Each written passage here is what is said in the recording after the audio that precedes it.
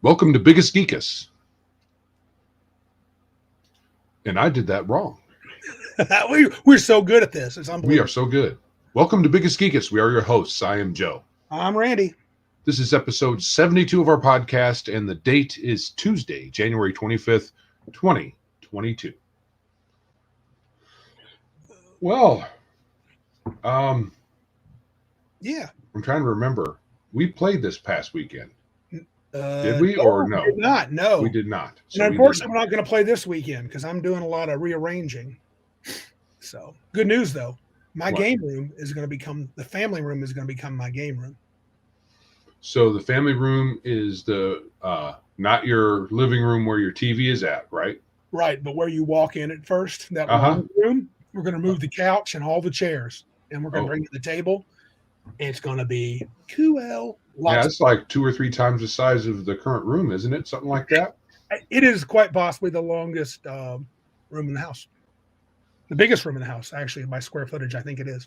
Yeah, it's not a narrow room. No, so I'm gonna move the game table in there. I've already packed up where we play, except for 3. I got all the books, all the figures off the 2 giant shelves, the white shelves. They're empty now, and I've got everything moved into the living room. We're thinking about renting one of those little pods that you keep outside. Going to put all that crap in there, get rid of the couch and all that good stuff. So, yeah, it's pretty sweet. Cool. Is that you making all that racket? I don't know how to stop that. I've tried my best. I do not know how to stop my email from dinging. So. Oh, hey, Larry. Mr. Larry, what is up? Little Spartan basketball. Should be watching the Hoosiers. That's okay. You're forgiven. You can't help it. You were born. You were born here, and you went there. So, represent. Cannot help your DNA. Nope. Unfortunately, his DNA is not. It's not infused with good Indiana soil like ours is. Right. He doesn't have the proper basketball team or football team, but it's all right. Respect. He's at least in the Big Ten. That's good. Right. He's Indiana adjacent. Our chat room is vacant. Okay, that's fine. Look at that. We have, except for Larry. Must be 13th age discussions. Oh, sheds are. All right. I want to be one of the pod people from San Francisco. You know it, dude. I'm going to live in that thing. I'm going to give Joe my house, and I'm going to just live in the pod outside in his driveway. No, if you go to San Francisco, you probably go by yourself. No, he's just saying I want to be one of the pod people. Live in those pods. Okay, so there's pod people who there is actually pod like hotels. Yeah. Where you sleep in a tube, essentially. Oh man. Yeah, it's probably about a 2-foot diameter tube, about 6 feet deep ish. So, what's not to like? I know. It's funny, all those homeless folk in San Fran and other places, a lot of big cities. Why's my hat like all crooked? Is it crooked? It could be your head's crooked. Good point. So anyway, all those folks that live like homeless people, I used to always, not that I don't worry about them, I think it's a concern we should care for them, but I thought it was by no choice of theirs. I heard a couple of psychologists say that studies show there's a large percentage that choose to live. Yeah. It's stressful owning a house. And they have a lot of mental illness. And I think there's a lot of mental illness, drug use. I don't know about, it's not, I've heard different people's take on the homeless situation, depending on where the homeless are at. And some think that it's primarily druggies, but other people no, it's more just folks with mental illness, and they kind of overlap, there's some overlap there. I was hearing a guy that was pretty left. I mean, he wasn't. He's very reasonable, but he did lean left. He even admitted it. But he said he thinks a lot of it's because I guess they've changed some rules about mental illness, and I guess there's not really quote unquote asylums and even mental hospitals. A lot of people got let go. He claimed during the Obama years, they were just let out. And that's one of the big problems. This guy was like, he was. Well, that sounds like what happened back in the Reagan years. Oh, was it Reagan? Okay. I thought he said Obama. This was I mean, there might have been another thing that happened during the Obama years, but back in when Reagan was the governor of California, he was petitioned to close the institutions, and he said, "Okay." Eventually, and it kind of became a thing across the nation. Really, I don't know if California started it or was just part of it, but it certainly affected California. I think they had a very pretty large. It's a very large population there anyway, and that large percentage of the large population is a large amount of people in the institutions, and they just said, "Yeah, here you go back on the streets. You're better served in your community." Was a theme. The community can take care of you better than an institution. I think that's proven false. Yes, 100%. And he's also talking about. I want to stop my cam here. What are you transforming or something? Yes, my lovely wife, who doesn't want to make you guys all see how lovely she is, has brought me some tea. So yes, Twitter. Well, Twitter's not a real place, so yeah. Oh, look at that one above for Sheds are. They have a continental breakfast. All the crickets you can eat. You know, crickets are a lot of protein. I mean, if you eat enough of them, it's pretty good. No. Oh, okay. Joe says no. Well, so a well-cooked steak has just about, if not every bit of nutrition that you need. You really don't need anything else. Oh, it does have iron, and it has protein. I don't know of other stuff that it has. Now, it does depend on where you get it from. If you get it from the supermarket and it's cheap, maybe not. But if you get fairly high-grade cut of meat, if you go out and grab, especially if it's grass-fed or finished, a cow and you cut a big slice off, sure, yeah, baby, sure, we're talking, but meat is where it's at. Amen. Carbs are unnecessary. You can live without carbs. That's the rumor. That is a rumor. I'm going to beg to disagree, but I understand that nutritionally they're probably right.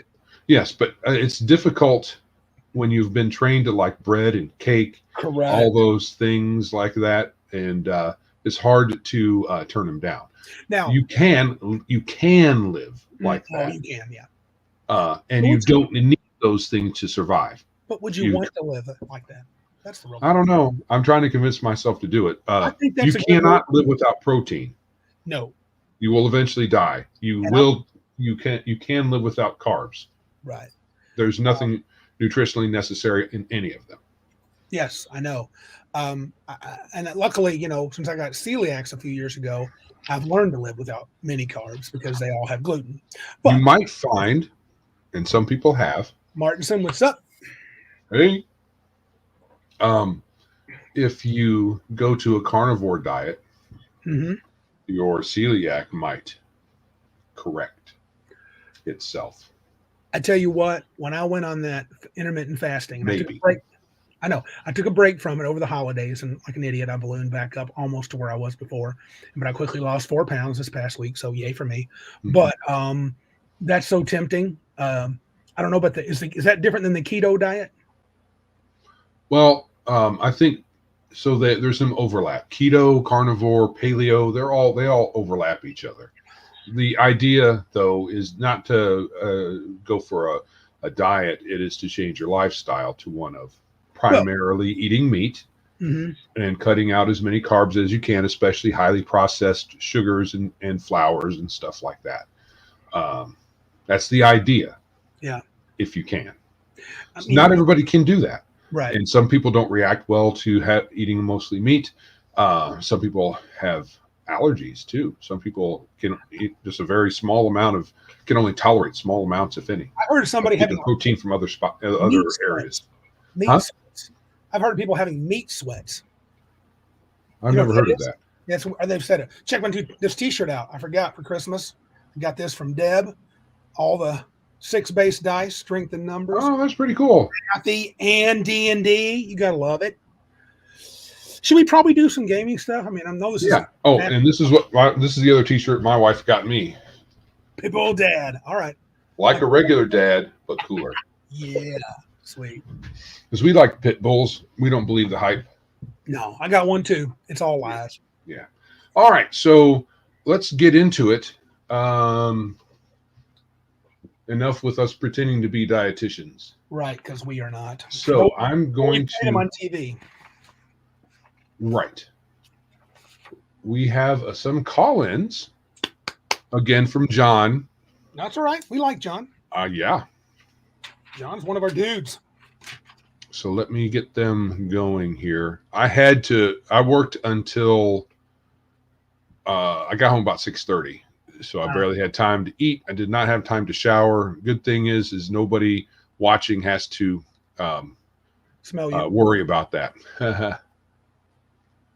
Let's see, fate. I think that we heard his message about the fate system. Yes, we did. So let me go here. And make sure I can see it, or otherwise, No. Why do I want to make sure you can see it? Make sure I can hear it. Usually, I need to see it to hear it. That's the thing you've been doing. I trust you, O master of the internet.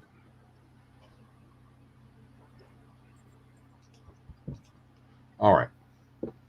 So yeah, I believe this fate one we listened to last time. So let's go with. Okay. And still, they have not improved in the year plus that we've been using Anchor. They have not improved this UI at all, and do not. I mean, look at all this real estate here. They could stick the date in there, but they don't because they suck. Or they could say, Randy and Joe, you're super cool. Yeah. You should read this because you're awesome. Yeah, that should be in most of the empty space. All the apps should just praise us. That would be cool. Yeah, that would be good. All right, so here we go with John's first message. Hey there guys, it's John here from the Red Dice Diaries RPG podcast. I've just started listening to your spellcasting pros and cons episode, and I've got to say, yeah, I'm one of the people, definitely of the anchorites, who's been a bit lax on my voicemails and my podcast listening.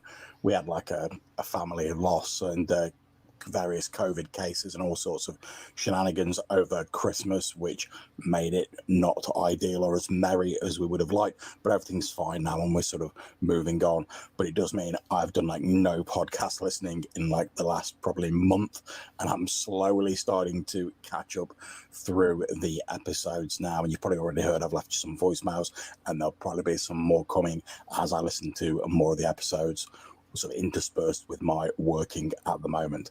Anyway, take care, guys. Hope you're both doing well, and I'll catch you soon.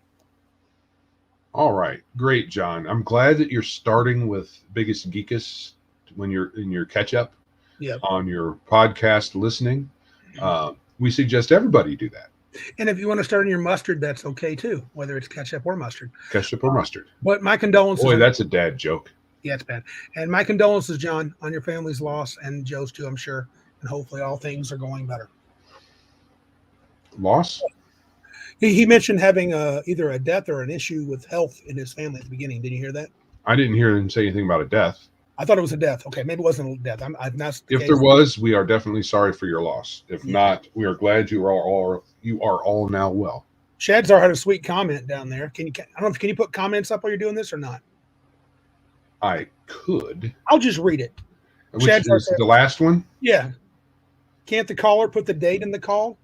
Well, I guess they could. Yeah, but the calls are limited in time. Mm-hmm. The app that we use, Anchor, has it at 1 minute.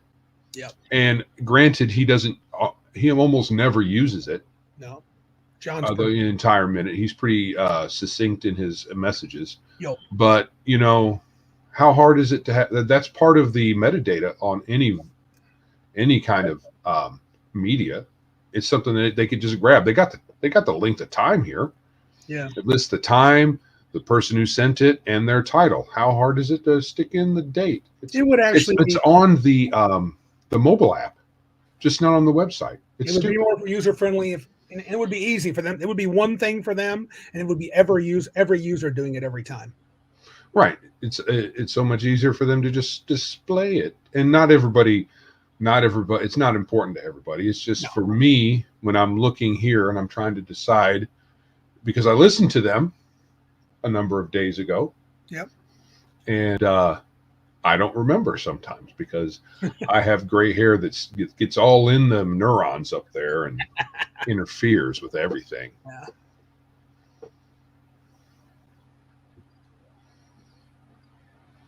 Right, Chads are. The user puts in the title. Yep.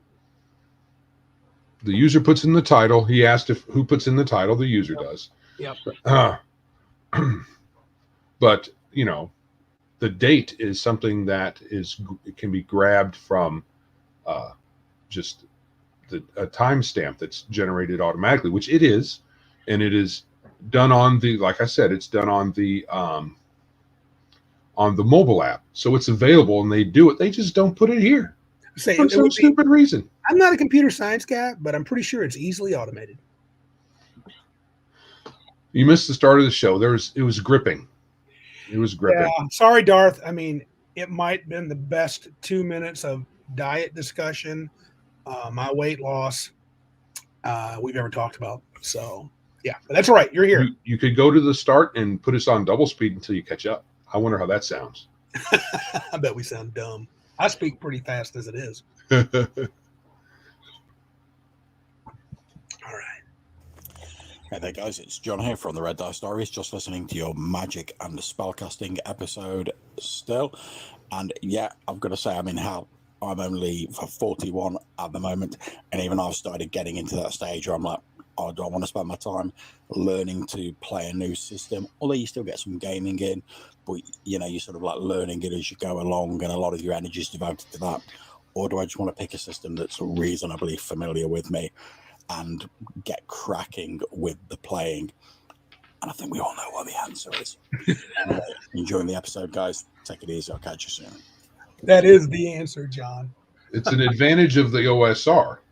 Yep. Because almost all, there's very little deviation from the whatever core system it's derived from, but all of them are so similar. It's very easy to pick up. All the ones that are D&D clones, yeah, and they usually have a nugget or two that make you go, "Oh, that's cool.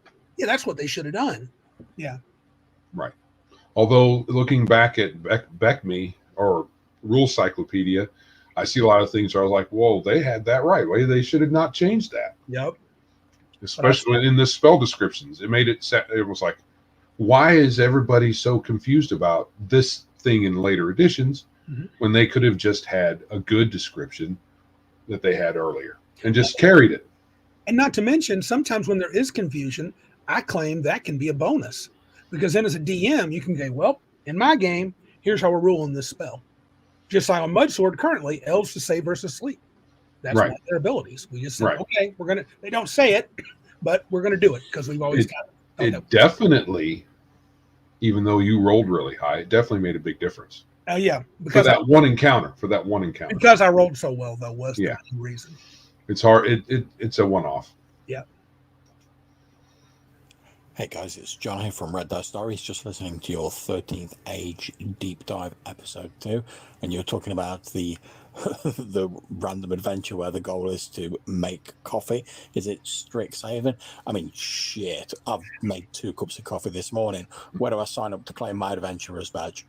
Anyway, I'm going to go back to listening to the rest of the episode, guys. Keep up the good work. I'll catch you soon. John, you're already champion tier, dude. If you're doing 2 cups of coffee, dude, you're the king. That is the appropriate amount of respect due to that adventure. Absolutely. I hate to dump on some dude or whatever individual, but it's like a third grader not a third grader. No, a high school, or maybe even younger than that, maybe a middle schooler. Yeah. That's a middle schooler's, a child or whatever. You got to put Shadzar's comment up, 3 or 4 up. Randy got tea. Oh yeah. I meant to say something. so in our first couple of minutes that Darth missed, according to Shadzar, the rumor is Randy got teabagged by his wife. This is generally family friendly, so I probably should have put up some sort of disclaimer to put fingers in young, sensitive people's ears, but we're really not completely family friendly. How is that not just family friendly? We're talking about putting bags in water of tea, right? Correct. Teabagged by his wife, which is interesting. I know, on many levels. Yes. But he turned off the cam so nothing missed. Let's just say naturally she could not accomplish that. No. Hmm. All right, let's see what Darth says. Okay, that was that. That's all we have to share. So I'm going to stop sharing. Yep. So you can see the fullness of our beautiful faces for Right. those who are watching. And you're beautiful. Well, thank you. Darth, I think the biggest part of needing clarification on things like spells is the same problem with video games that come out and require updates just to finish the game. Yeah, I mean, if every spell is utterly confusing, or even if 30% of the spells are confusing, he's right. That's not great. No. But if there's a handful of spells where someone brings up, hey, could I do this with this spell? The DM's like, But that's tough. That's tough to respond to. And usually Joe knows this.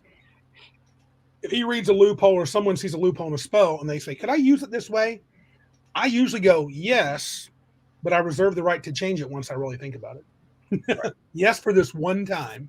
Yeah. But yeah. So, yeah, the great thing about having a spell description that's complete, yet has some room for interpretation, means it's easy to use. When it's not really complete or is kind of vague, you can have a little bit of vague in there so that the DM can have some wiggle room for interpretation, perhaps, or just however he wants to do it. Or the player can even say, hey, what about this? And the DM can say yes or no, stuff like that. It's great to have a tiny bit of wiggle room. Yeah. I think that the amount of vagueness or sometimes just not very well worded descriptions in especially later editions of the game made it easy for people to do crazy stuff with the spells. Well, there was a lot of people that took some really loose interpretations. Oh, Shadvar asked a little bit up. He said, crack on, John. I guess he's British. Definitely British. I think English. Yes. Yeah.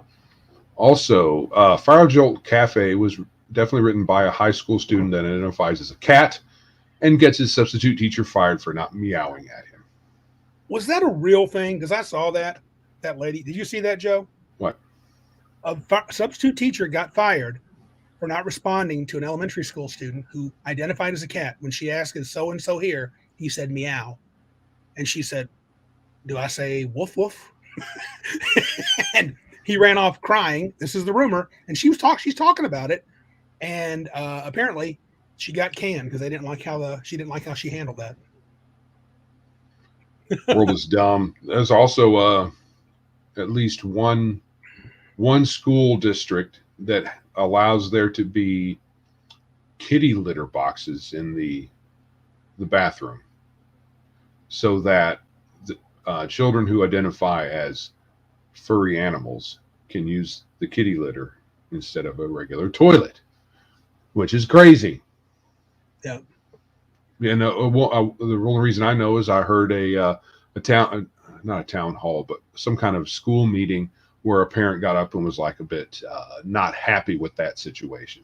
And I agree. If I had a school age child and I found out that was happening at their school, at his or her school, well, they wouldn't be. My child wouldn't be going to public school anyway. I was going to say I'll go one more. You would never find my kid at public school if I had a child now. But there would be some highly a website with the school's imagery all over it with lots of derision applied. Mm-hmm. Because that's stupid. That is stupid. Hey, we're adults. All right. Should we jump into our first link here? Yes. Oh, we see some funny our ones. buddy Mortensen has something to say. Video game comparison doesn't work. The reason games come out before they are finished is due to the publisher having a set date on release. That's no excuse. Yeah, I mean, that may be true. I'm not saying Martinsen's wrong. In fact, he knows more about video games than I do by like 10 billion miles. But my thought is that's not how you should operate. I mean, no. Let me rephrase it. If I was a video game aficionado, I don't want the game as soon as possible. I want it when it's done. Yeah.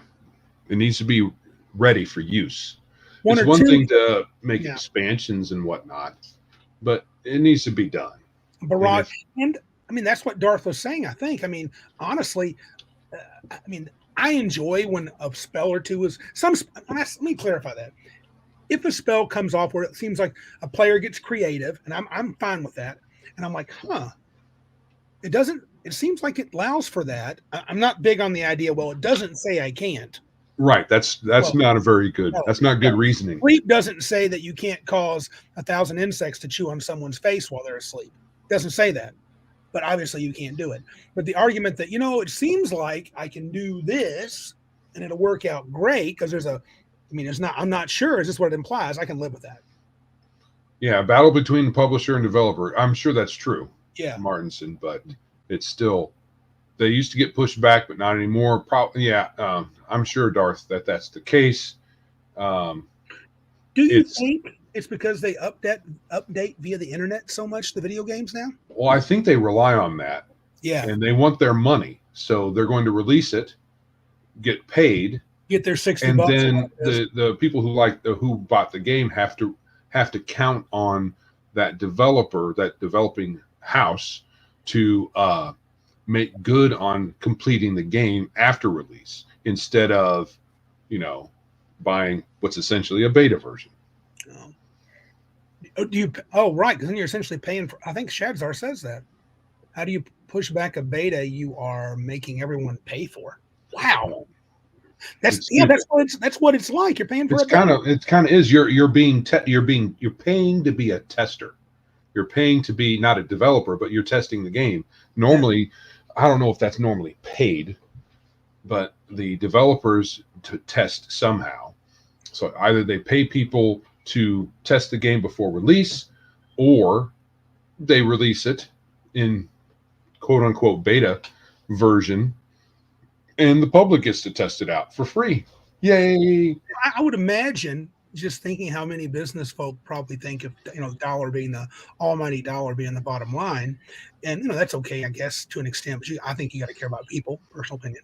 But let's say you make a game and your developers go, hey, in this, like in a role playing game, in this one tavern, when you talk to John, if you say celery or any of these vegetable words, he'll literally give you 4,000 gold, because we haven't found the problem with that. Oh, just release it. No one will ever do that. Or it won't be a big deal. It's going to be a big deal, because these game players, and I know Martinson personally, they figure crap out. Exploits. That's what it's called. Yeah, they figure it out. Right. And if you don't, there are so many people that are out there using it that a list of exploits gets on the web, and everybody's exploiting the game. Games are not being completed before release, Darth. Yeah, it's right on. And there's probably not enough people. So let's say that the newest version of the most popular game 2 years ago, right, they're like, oh, we're releasing the new game in this line. Halo 7 or 14. Halo 7. Yeah, let's call it Halo 7. All the Halo heads out there are going to, I'm going to buy that. Mm-hmm. Instead of saying, no, you finish this game, and before we buy it. So the buyers aren't pushing back enough. Mm-hmm. And once you have your slate of early adopters, they buy the game and they discover it's not really complete, and the word gets out. Mm-hmm. Instead of a lot of people saying, I'm not going to buy it because it's not done, a lot of people still buy it because they like Halo. Yeah. It's kind of like D&D. Oh, yeah. People will buy the D&D books because it says Dungeons and Dragons on it, and as long as it says Dungeons and Dragons, they're going to buy it. And how about we don't, like, for example, you and I talk a lot about the crappy editing on a lot of books, and I'm not too mad about that, because I know that's expensive for some companies, but when the indices are crap in most RPG books, just get them right. That's an industry problem. And yeah. I don't know why. I know why. It's expensive. Mm-hmm. A good editing and a good index probably are expensive to develop, and probably increase the page count with a good index, because it'll be complete instead of not, like in most books. Anyway, we are way off our topics tonight. But let's do Shadzar's comment. I didn't know this. Which one? Very next one after Darth Theik, the one you just posted. I was paid by Sony for testing Star Wars Galaxies, so they pay people to test. That's interesting. Yeah, because it's work. Hey, you want to play? It's work, and there are professional testers out there, because and especially folks with coding experience, so they'll be able to make suggestions more intelligently and all that. But what's better, having a bunch of testers that we don't pay? Well, sure. Yeah. Okay, well let's jump into some of our little, links and stuff. So the DC one, the first one anyway, Bleeding Cool Comics, of course, that's going to suck. Talks about DC Comics canceling and killing off the Justice League. Apparently that's happening. Oh, Shadzar said something. Doesn't matter. Every streamer on Twitch will take a free copy to promote the new shiny and hype it up so people will pay for anything. Oh, yeah. Cyberpunk 2077, a piece of poop? Yeah. Okay. Because the earlier you get your own either YouTube or blog or whatever thing out, you're ahead of the crowd. Some people come see you first, all of that. Gotcha. So yeah. All right. Yes. Let me get this going here. Bleeding Cool, at least they have a decent amount of text in their articles. Yes. Oh, maybe it's not Bleeding Cool. Not a lot, considering. Bleeding Cool is not the one I really despise. There's a couple other comic ones I don't like. Seems like there's a Canadian one. Is it CBR or CRB? One of those. CBR. One of those I don't like. But they do all sorts of stuff. Well, most of them, they'll have all the trendy istophobe language in there. Sure. But anyway, once Joe gets on, are you going to show the? Yeah, I'm going to get it. So DC is going to kill the Justice League in issue 75, which is, and again, I don't collect these. I just keep my finger. CBR, thanks, Shadzar. That's it. Anyway, they're going to kill them. And if you can see this, if you're watching this on YouTube, notice they have Aquaman, a coffin or casket, Batman, Wonder Woman, Green Lantern, and Superman, though Hal Jordan is there. So I believe, according to Eric Skyber, which Joe is going to link also, one of his videos, he talks about it more. The really cool Eric Skyber. If you're not following his YouTube channel, you absolutely should if you like comics. And anyway, they killed John Stewart, I think, the Black Green Lantern, well, the Black Lantern, the one that I know. And why did they kill him? He was black. Yeah, they're right. It seemed wrong. Well, because they need to have room for their new super alphabet version of the Justice League. Because JLA is not enough letters. You need a lot more. You need L and G and P and T and Q and I and A and B and S and R and L and whatever the heck those other letters mean. And looks like they're going to kill them off, which is and we know they don't stay dead. They're probably not going to stay dead, but they're ending the comic book and they're literally going to have somebody called the Dark Army kill the Justice League. So poop on that. That's a creative name. Well, it's not just a creative name. It's like, okay, fine. Maybe it's a new thing. Whatever. I'm not even against the death of the Justice League, but you know what's coming. There's another link that shows a picture of a potential Justice League replacements who they have in line. I don't know if you can go to that link, Joe, because I want to show this. The link? Oh, it's not in this particular. No, it's a secondary link. You see right. Oh, okay. Hold on. Not the Skyver video, but. The link in our outline. In our outline. I'm sorry. It says. Okay. It's just a pick. I think. Yeah, right below the one you already hit. That one. Yeah. So if you look at that, you can zoom in a hair. If you can, my bud, you'll notice. So this is and Eric Skyber made the comment. He thinks this is going to be the new Justice League. I've heard several folks on YouTube, predict it. And hey, do whatever you want. But if you take a look at that, so you got the that is what's her face, Aquaman's ex over there to the right of Superman. We all know we have bisexual Superman in the center. We have the black lesbian Green Lantern. Oh, okay. So one box isn't enough. No, because they're checking two. Then you got the black Superman, who is three. Isn't there three? She's black. She's a she and a female. Yeah, three. Yeah, she's got the trifecta. Then you got a black Superman, Lucius Fox's son. You've got the non-binary Flash at the bottom, who I think is actually a female, but I don't know. And then the person of color, Wonder Woman, and probably she looks like she might be an Indian or American Indian or something. But long story short, they're they got all their letters. They're crossing all their T's and dotting all their I's and putting the G's and the B's and the T's everywhere. And that's going to be the new super woke Justice League.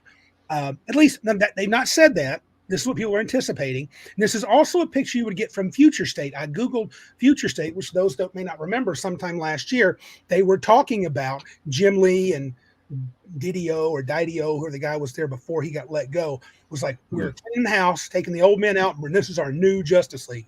And they previewed it in the summer, and then all of a sudden they said, no, we're not doing that. But look, if they kill the Justice League, these turkeys are coming in. And so here's all your pretend token main Justice League guys. I'm surprised they ain't got a Martian woman hunter in there, and that would help a lot. So probably down the road, or probably in the works, or on the drawing board. It's just no longer an interesting story thing. That's the long and the short. Ooh, Robin's now bisexual or gay. Ooh, so what? I actually made a list. And it was somewhere in the neighborhood. I don't think I'll take the time to talk about it. I have a list of Marvel and DC characters that are on the alphabet spectrum, and it's unbelievable. I mean, Catwoman is now considered bisexual. Honestly, I don't find that horribly shocking, but Wonder Woman is too. I don't find that horribly shocking. Depending on what history you go with Catwoman, she was at one time, I think, a prostitute that became the feline femme fatale, and she might be open sexually that way. And I think Wonder Woman, being a Amazon and around women all the time, it probably wouldn't be that bizarre for her to be. It's not a stretch, but that's not her history. No, it's not at all. And they claim because the guy who wrote Wonder Woman had some fetishes with her rope, and that she used her lasso of truth on both men and women. Oh yeah, so that means something sexual. Whatever, dude. Whatever. Ropes are always a fetish. It doesn't matter. Apparently, Diana's dying, so in the end, who cares? They're going to kill Kal-El. And in the end, it's just more reasons not to even look at them. And buy Cyberfrog, buy Graham Nolan's Indiegogo stuff. I did just Indiegogo Two-Fisted Manly Tales. I can't wait. It's going to be a huge book. How long is that going to be up for? Just started Monday. Just started, so I probably have some time. Well, yeah. I have some. I have to delay, but as soon as some funding comes through, you can even, if you get serious funded, you could even go back and get Alien. How much is supporting the Kickstarter? Just for well, you can give them whatever, but if you wanted to copy the book, it's $42, but it's going to be a thick compilation of, like, right now it's like 8 stories, but depending on how many people get in there, it's going to be, they said, we're going to keep adding these stories. He's asking more authors, the more money there is. So it's going to be bomb and come out in August. Right. Well, that and keep, and we will also let you guys know when Eric July's oh yeah, baby, Indiegogo starts. His book is done. He's going to use Indiegogo for pre-ordering. Yeah. So there's not going to be, there might be some kind of rewards for high turnout on that platform, but it's not going to be extra pages. The book is done. Yeah. Dark Thick says, why didn't they bring back the gay Hispanic Green Lantern? He was cool. I don't remember him. That's fine. And that sounds like, I know someone's listening and or turned us off already because Randy's clearly a bigot or whatever. That's not it. It's you're not trying to tell stories. The big sell is, look at my cool new woke character who just talks about how cool it is to identify some particular way. And by new, we've taken an old character and retreaded that old character. And the only interesting thing we're really going to talk about is their identity. Yeah. And we're gonna poop on your old characters. We're literally gonna say how horrible they are. So yay. Yeah, whatever. But Comicsgate with Ethan Van Sciver in particular, and Eric July. He's not a Comicsgate guy, but they are adjacent. Mm-hmm. As far as that goes. Yeah. And I think his comic book would have started if he decided. It's not going to be Indiegogo. he switched it out of Indiegogo and he's doing it himself because he doesn't want to give Indiegogo any money, which I like. Yes.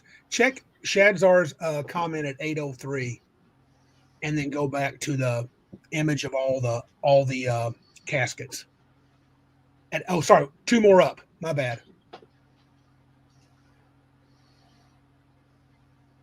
Oh, Go back. I think he's right. Shadzar turned the image upside down and it's a middle finger. Oh, I see what you're saying. Legit. Do you think that's an accident? Probably not. These guys don't. Yeah, I don't think so. Hmm. It What's might be accidental middle finger, Right. but Superman's casket is in that position on purpose. Because he's the big gun. It could be just prominence, but it could also be the other thing too. Joe's going to provide the YouTube video link, but Eric Skyver goes into more detail. And, he does talk about how this is the funeral for a friend scene from the Superman comic so many years ago when Supes got killed. And again, I'm not against killing characters. I understand it. And I'm not against raising them sometimes. I mean, deep down, I do hope Eric July, if his Rippaverse takes off, I hope if he kills a character, they stay dead. That's just kind of what I would like. Martinson says, did I forget about the all-new Captain America? I'm trying really hard to forget all those Captain Americas as much as I can. So there's only one Captain America. It's not a dang mantle. Steve Rogers, baby, shut up. Every freaking, I can understand having another super soldier because that serum and process, they could easily say somebody's mimicked it or whatever. But otherwise, there's only one Captain America. Yeah, call him something else. Yeah, no, that requires creation. Comes from creativity. Right. I mean, they're all gonna. Anybody who takes the super soldier's serum will be very similar, but you could probably make them slightly different because of their individual biology. Right. So let's go to the next item. You got this one right. Did you get that from Silent Josh? I can't remember if it came from him or if I saw it myself. Either way, I feel like Silent Josh gave me that one right before or after you gave it to me. Told me that one. Mm-hmm. You see it? Cthulhu Awakens will attempt. Oh, now you went to the. Will attempt to transcend cosmic horrors baked in bigotry. Yeah. Baked in. Well, Cthulhu is a big time bigot. I mean, here is your author, and he looks all kinds of low T to me, but that's probably not very generous. Mm-hmm. There's something else. Okay, so yes, the crux of this is because I can't remember his name now. Lovecraft, because Lovecraft was had some racist stuff that he talked about when he was younger, which he gave up when he was older. Right. But that doesn't matter, Joe. That doesn't matter. Your mistakes are always. That means That means the Cthulhu mythos and all the games derived from it are based in racism. Now, with that in mind, let us go to the middle of the article. Okay. One Western TTRPG dominates in Japan, and it isn't Dungeons and Dragons. I'll give you one guess what it is. COC, Call of Cthulhu. Call of Cthulhu. So it's interesting in an article that's all about racist Cthulhu, and then they say Japan likes it. What are they saying? What are they saying? Japanese. It's a little suggestive there. Logical implication would go if Lovecraft is a racist and you like Lovecraft, therefore. But that's logic. They don't roll like that. Well, they like making all kinds of other assumptions. So yeah, I don't think that having this in here is a mistake. No, probably not. But they're also big on, you got he's Green Ronin, and their leader is known for being crazy woke dude. So right. So they say Green Ronin because Green Ronin's going to be the anti-racist champions. Indigo Dragon, what's up, dude? Hello, Indigo. They're going to curtail the bigotry. Right. By that Widely documented bigotry. right. But it's also probably widely documented that he changed in his later years. But they're not gonna talk Don't about mention that. Don't mention that. Yes. Anyway. Yeah. Well, another game I will not ever buy. Yes. Fair enough. There's already Cthulhu games out there without Green Ronin's blue check mark of approval. was revisionist tendencies all over it. So our next item. We'll talk. We're going to talk about 13th Age, and here in the show notes we're going to have a link to the Mage engine, which is the SRD for 13th Age. Yep. And this nifty combat rules PDF that you can have as a guide. Yeah. Though it's once you play it a little while, I don't know how useful it is. You have any experience with 3rd edition or 4th edition? Yeah. True. Oh, Mark Markham. I think we have a new guy in the chat. Hey, Mark. Mark Markham. He has a good comment too. Why don't you put that up? There at the bottom. Mark Markham. One of the most racist guys around was Charles Darwin, whom the left tend to love. Yeah. Check out the full title of Origin of the Species. Yeah, I've heard about this. I just don't remember the details. Yeah, I have to check that out. I will do that. Thanks, Mark. There's also an economist and his buddy that the left loves, Keynes. Well, your Keynes, yeah. Yeah. He's quite the pedophile. Oh, but, my. Let's not bring that up either. No, that's not as bad as being a racist, apparently. Right. Oh, Indigo Dragon's got a good comment. Hey, bud, don't let that get to you. He's got, I wish a different company put out the age system because the game system by itself is a pretty neat system. I have it, and I agree with you. I think it has some limitations, but you're right. As far as an old man that wants a simple system, age is pretty sweet. I bought it before I thought about the wokeness and stuff, and I don't know how woke it is as written. Well, that came out, 10 years ago? Ish? Several years ago, yeah. And they've recently done between 5 and 10 for sure. Yeah. Buy it on the secondhand market, dude. It's all right, dude. It's not bad. Yeah. In those in that age, which was an epoch ago, just 5 or 10 years ago, most of these game companies, unless you kind of were looking for it or followed them on Twitter and heard something that they said, you wouldn't know it. Which makes you question, are they really? Are they just, I want to bend the knee to get more likes and more people going to sell more stuff. I mean, I think, I'm betting that a third to half of them are just doing it because they think they're making the money from it. Well, some of them, but what's happened over the years is they've hired people who are that have activist tendencies. Right on. So just like a lot of companies and a lot of industries across the world, really, once you hire certain people, they might keep themselves quiet for a little while until they get themselves into a position to be hiring people, and then then that person hires others, and then they have maybe not the whole company, but there's a few that they can make a racket, and you only need a few. I mean, look at Twitter. Twitter's a tiny bit of the population of the world yakking about whatever.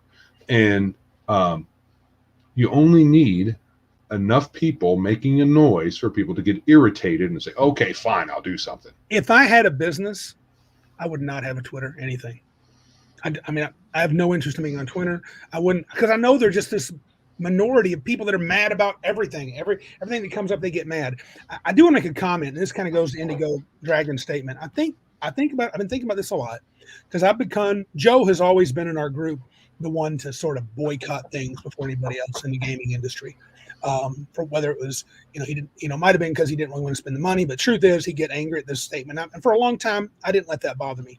And even now, I would say, if you want to buy Green Ronin stuff because you like the game and you want to ignore the wokeness, do it. Yeah, I'm not telling anybody I not to don't do think stuff. less of you. I would say, No. you want to think about, you are supporting people that probably hate you. But having said that, I did it for a while. I bought that dumb Tiamat dragon through eBay. But the point is, if you want to buy it, buy it. And you can probably play a lot of those games. I mean, I got the original box set of Dragon Age, and then I also got the third box set for super cheap on uh, eBay. Even though I know Green Ronin's, basically a super woke company, and for the most part, like comics, they've made me too angry, and comics are dead. Just one quick comment: comics are dead. DC and Marvel, DC and Marvel for sure. their comics are dead. I mean, they're just hanging on with life. They're not even hanging on to life support. It's like it's already over, dude. And They're parent companies because they're not wholly owned. They're not. They are companies that are owned by bigger corporations. Those guys keep them on life support. Definitely when or if the superhero kick in the movies dies down, I think comics are going to be done for Marvel and DC. I think we get shut down. Speaking of DC, I finally saw a movie called Red from several years ago. Yeah. And it was fun. It wasn't a great movie, but it was real fun. Bruce Willis. Yeah. Fun movie. Yeah, it was a fun movie. And when it was the opening credits, I was like, I didn't know this was a DC thing. Apparently it was a comic. Or maybe it was a not a comic. What's the other? Graphic novel. Graphic novel. It was a graphic novel. It was a graphic novel. That's correct, Shadzar. I am buying Giant Lands just so I can wear a costume. I'll be wearing a costume when I unbox it. A mask. You have to wear a mask. I'm getting ready to buy a very nice document camera, and I will be using that to do my little Randy Shelf reviews. It's coming. I haven't forgotten. Oh, what's Indigo saying? When Green Ronin released Dragon Age, the whole woke stuff wasn't part of our industry yet. So that book isn't woke, not like their current releases. That's what I was saying. It's far enough back. Yeah. And you could probably buy them on eBay, secondhand, if you don't mind curled up corners or whatever. You might be able to get one in good shape. I had the first set of my own. I bought the third set for $19 with shipping. It's in the shrink wrap. Right. So yeah. Right. Red 2. There's a second one. I didn't see that. I'm gonna write that down. I've not seen that one. I really wish there was a character they killed off. I really wish they hadn't. Oh, which one? Oh, don't tell us. Yeah. Someone might want to. Good movie. Watch it if you haven't. It's fun. Yeah. Okay, I want to make a comment. I don't have it in the outline, but at least it's not in the outline. Okay, forget it. Go ahead, Joe. The half of Biggus Geekus right now is currently planning on going to VentureCon. I plopped down my cash. Got a couple of homies going with me. Tried to get Joe. He couldn't make it work. I hope to have to run a game, at least one at VentureCon. I really want to help out Venger Satanis. Not that maybe he and we don't really agree religiously. But having said that, we are definitely on the same side on a lot of other stuff, though. Yeah. We have a lot of agreement. But he seems like a pretty decent dude. We've become friends on Facebook. I don't talk much. I wish him a lot of luck, and I hope it goes well. I've got my hotel. I got my badges, and I am ready to go. So I'm excited about going to VentureCon. It's been a couple of years since I've been to a con. And I hope we're not wearing masks because I might get really angry and leave. Hopefully in July this year, there won't be masks. There shouldn't be any right now. But well, what state is it in? Wisconsin. Well, I'm not sure. You froze. The People's Republic of Wisconsin.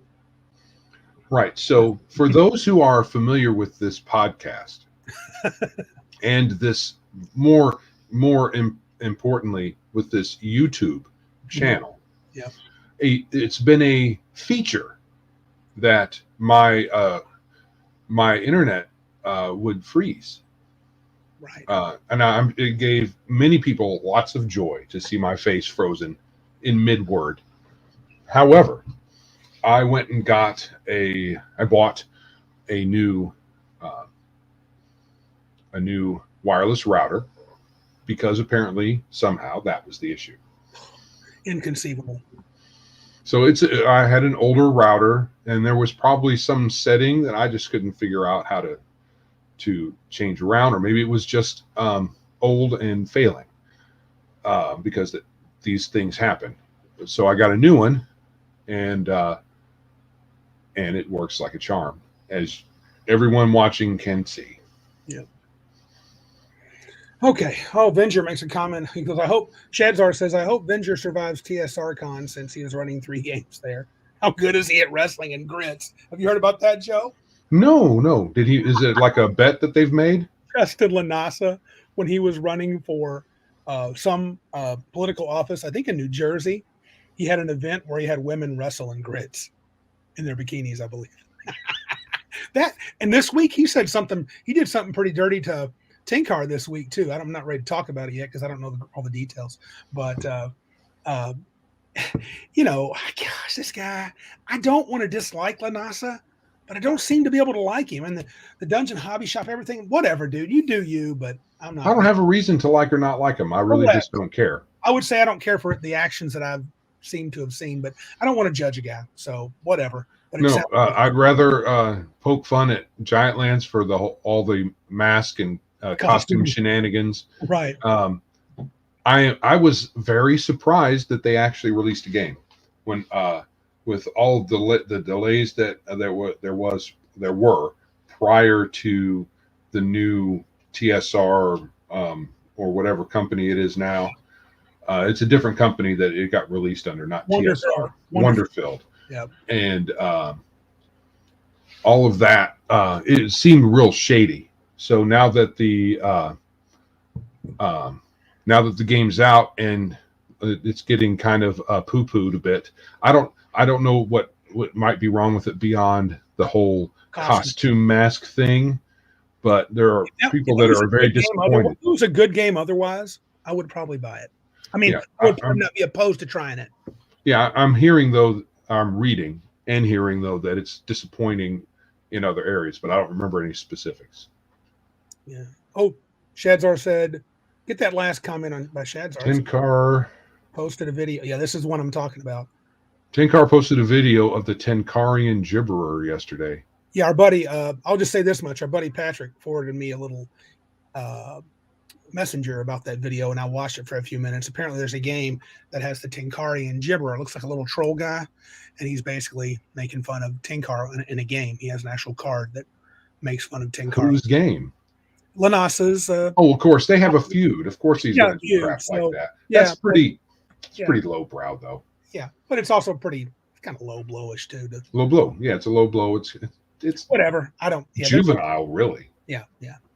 Okay. I mean, Mortensen says, but Joe, how am I supposed to drink now? We will not stop you. No. So it's not a strict or. It's a classic mathematical or, one or the other or both. Feel free. Drink when his ISP fails or don't, or drink when he doesn't fail, or drink both times. Yes. So just before we go into the main topic, subscribe. I know everybody here is already, but I like having that up. Also, here's our links. Yeah, baby. In advance. I really need to update this with our Discord, which is mostly one person posting, it's holding it up. I mean, one person between us or one person else? So one other person other than us. I need to get in there because I really want to talk to people. I see Taylor on there and a few other people, and I want to chat with them, but I'm just a bum. I'm not getting on Discord. I need to be discordant. Yes, you do. I don't know what your problem is. I'm weak sauce. I know what it is. You need a swift kick to the nuts. That would solve most of my problems. Yeah. Alrighty then. So shall we go to our main topic? Yes. And it is 8:30. I'll be shocked if we get through this one. We may have a part 4. Might have. Well, I said finale. We might have a finale part 2. That's what I'm talking about. That's what I'll do. I'll call it finale part 2. That's what I'm talking about. All right. So 13th Age, we had to cut a little bit out of last week's episode for this week. And what we are going to be talking about is combat, correct? The new stuff. That's the new indie stuff. Rules. Right. So we talked about the familiar rules, the not so familiar mechanics. Oh, a comment. This is like an addendum. There, to my knowledge, I checked on the SRD and I couldn't find in the book either. Someone asked last week, there is no mention of the length of combat in 13th Age. The length of the round? The length of the round. There is no actual time mentioned. That makes sense considering how much is abstracted in that game, which is a little annoying. It can be. So For me. for Vu. And when I say me, Mhm. I mean everybody, because that's just the way it works. Right. I'm going to be getting, I want to try to get my PDF up. Yes. While he's getting his PDF up, his PDF, Mhm. um, I will reiterate, while we are in our main topic, we will be looking less at the chat. So talk amongst yourselves. We will get back with you after main topic, unless something catches my eye or Randy's. And we'll just say, forget you guys, we're doing our stuff. Okay, let me share this screen here in a second. Okay. And Chicago. Let's see here, bud. Yeah. So Mortensen is suggesting that I put the link in the channel description. And I'm not sure. Let me see. I'm not sure which links I have there. I probably should look at it more often and make sure it's all accurate and everything. I'm trying to share my window, but it doesn't seem to be showing. Is it showing? It is not. Oh yeah. Well, it's there. Hold on. I have to add it. There you go. You got to do because I'm the boss, dude. True, you are. I forget about your bossiness. All right. So the main thing that I want to talk about is the one unique thing. That's the first one. The OUT. This is meant to be a non-combat, often unusual trait that sets your PC hero apart. And they have a list here. You guys, are you hearing that ding? That Yep. doorbell? Okay, that doorbell is my pet. He is saying, "Hey, I want to go out." So someone will get him shortly. So this one unique thing is they got a few examples. Like, I am a former cultist. I am a dwarf who was born covered in scales from the egg of a dragon. I am the 3-time winner of the Dwarven Drinking Championships. So now what can happen is the PCs get to set themselves immersively in the world. They get to do something unique. It's not meant to be a combat advantage in any way, just a story element. Like, for example, if it says, let me find one that's really, here's one. I am one of a couple dozen surviving members of the Order of the Koru, a group of rangers who move through the Empire on or beside those Koru behemoths. Those are the creatures we talked about in the first episode of 13th Age, that these giant titanic, what's it called? Kaiju type creatures walk this path. Anyway, if a PC does that, you as a DM might go, I never even thought of an Order of the Koru. They encourage you to incorporate anything the PCs add. So if Joe's wizard says, I was once a member of the Black Three. Well, who's the Black Three? Well, it's an order of young necromancers that plan to take over the Empire, but I left them, right? So that's true. So he essentially has just created the Order of the Black Three, and I should use that. I do think it's a cool thing. It gives characters a lot of like neat flavor. There are some drawbacks though, but do you like it, Joe, at all? Do you think it's a pretty good thing or not? I like one unique things. Mm-hmm. And when I have to admit, when we first had the game, it was interesting doing world building with the DM. Mm-hmm. But I can understand if the DM is like, I don't like that part of it because, and here's the other thing. If we go back up to that one about the Rangers. Yes. Couple dozen surviving members, that really lends kind of a backstory that's bigger than what perhaps even a 13th Age first level character would be like. So it's just it's a bit much. When I made my characters' backgrounds, I intended them to be vague so that you could grab onto them. Yes. So I didn't name things. Right. Like I didn't name, like I had a wizard. He went to a wizard college, but I didn't name it. Right. So that if you had one in your in mind. If there was something that you had worked out world building for yourself, you could easily adapt that to you. And I don't Instead get of me making it up out of whole cloth. and Because what if you didn't want to have wizard schools? What if Right. all wizards were taught by mentors or something like that, tutors instead of formal schools? I just ruined that part of your world because I say so exactly as a player, which is weird. right. And I think it's not. I think I have no problem with the DM saying, let's adjust that a little bit. And I was getting down that road here. It's like, and here's another problem. Now, in my games, I generally go with it. I don't get worked up because when I run 13th Age, I probably do my best as far as the world and the story pieces that are all around the PCs. I do my best at doing sandbox because I don't worry about it too much. But I can understand how I could, if I'm really think real hard, it could step on quote unquote my toes. And there's another place. Here's another one. Unknown to me, I'm fated to destroy the Lich King, but probably not in this age. That one's not too bad. Where's the one that could kind of be a little bit steppy? Oh, I am the no, that's not the one I wanted to see. But still, well, you find that one, daughter that the Archmage doesn't know about. So something that this facilitates is the characters being right up cozy next to the icons. It can personal. Yeah. And that's just freaking weird. Well, if you modified this one, these are just example ones. What if they didn't add that but? Unknown to me, but I am fated to destroy the Lich King. And my thought was, this campaign, maybe my campaign is, like Joe said, I never planned to have anything to do with the Lich King. Right. And maybe two, I want the Lich King to live. You're never going to kill him. You're doing something else. You're just thwarting him as he goes. Right. But then that player's like, no, you need to make the campaign about this. But you can make a good argument in a indie type story game, which this has a lot of pieces like that. You do try to build the game with the characters. And even in D&D, I don't have a problem if a player is just like, hey, I got an idea of a guild that I would have been a part of.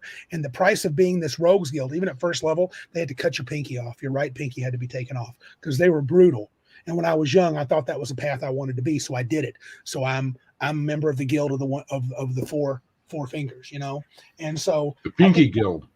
Yeah, the Pinky Guild. So I think that's fine, but I do see how that can be problem. That can be a challenge for the GM. Right. Then it says unknown to me, but it isn't unknown to you because you know. Well, it's one thing for the DM to make up destinies that are unknown to the characters that they reveal over time. In that, at some point, maybe but by the time you're level 3, the DM says you have a special destiny. Yeah. No one knows what it is yet. Yeah. But you visit a seer or some witch doctor comes across you and he looks at you and says, by your aura, I can tell you have a grand destiny. Yeah. And then and be vague. But instead, this one, somehow the player knows and doesn't know something is kind of weird. Yeah, it would be better for the player not to know, and you as a DM to say, "Hey, Joe's wizard is going to be the next Archmage." I think a better way to if he survives, he's going to be the next Archmage. That's my plan. If Joe will take that mantle, which it is a mantle, if he will take that mantle, he's gonna be the Archmage, and I'll just feed it in and see what happens. And then you can easily go, "Oh, this happened, so I'm gonna say this was what part of the destiny was. This happened, that was part of the destiny too." And Joe will be like, "Wow," and Joe could be like, "Dang, did you plan that, Randy?" And I'd be like, sort of. And the thing was, Joe would be like, "Wow, I'm a dude of destiny. This is awesome. I'm the next Archmage." So that could be good. It can be good, but I think it can be heavy-handed when it starts out like this. That's one of the drawbacks to the one unique things, I think.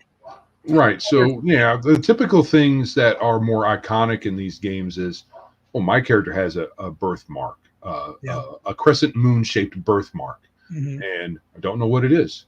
I like to find out. Yeah. And then the DM can work on the DM and the player can work on that in collaboration without spoiling surprises for either one. The DM's going to know something, but the player, I like surprises. and I don't like knowing everything. Like I have a one for my character Crunk that I've been developing. I have one unique thing that is a little bit on both sides of the spectrum, both could be good or bad. I say I have learned the truth of who the Orc Lord really is and what his purpose is, and therefore I can hardly be restrained when orcs are near. The only good orc is a dead orc.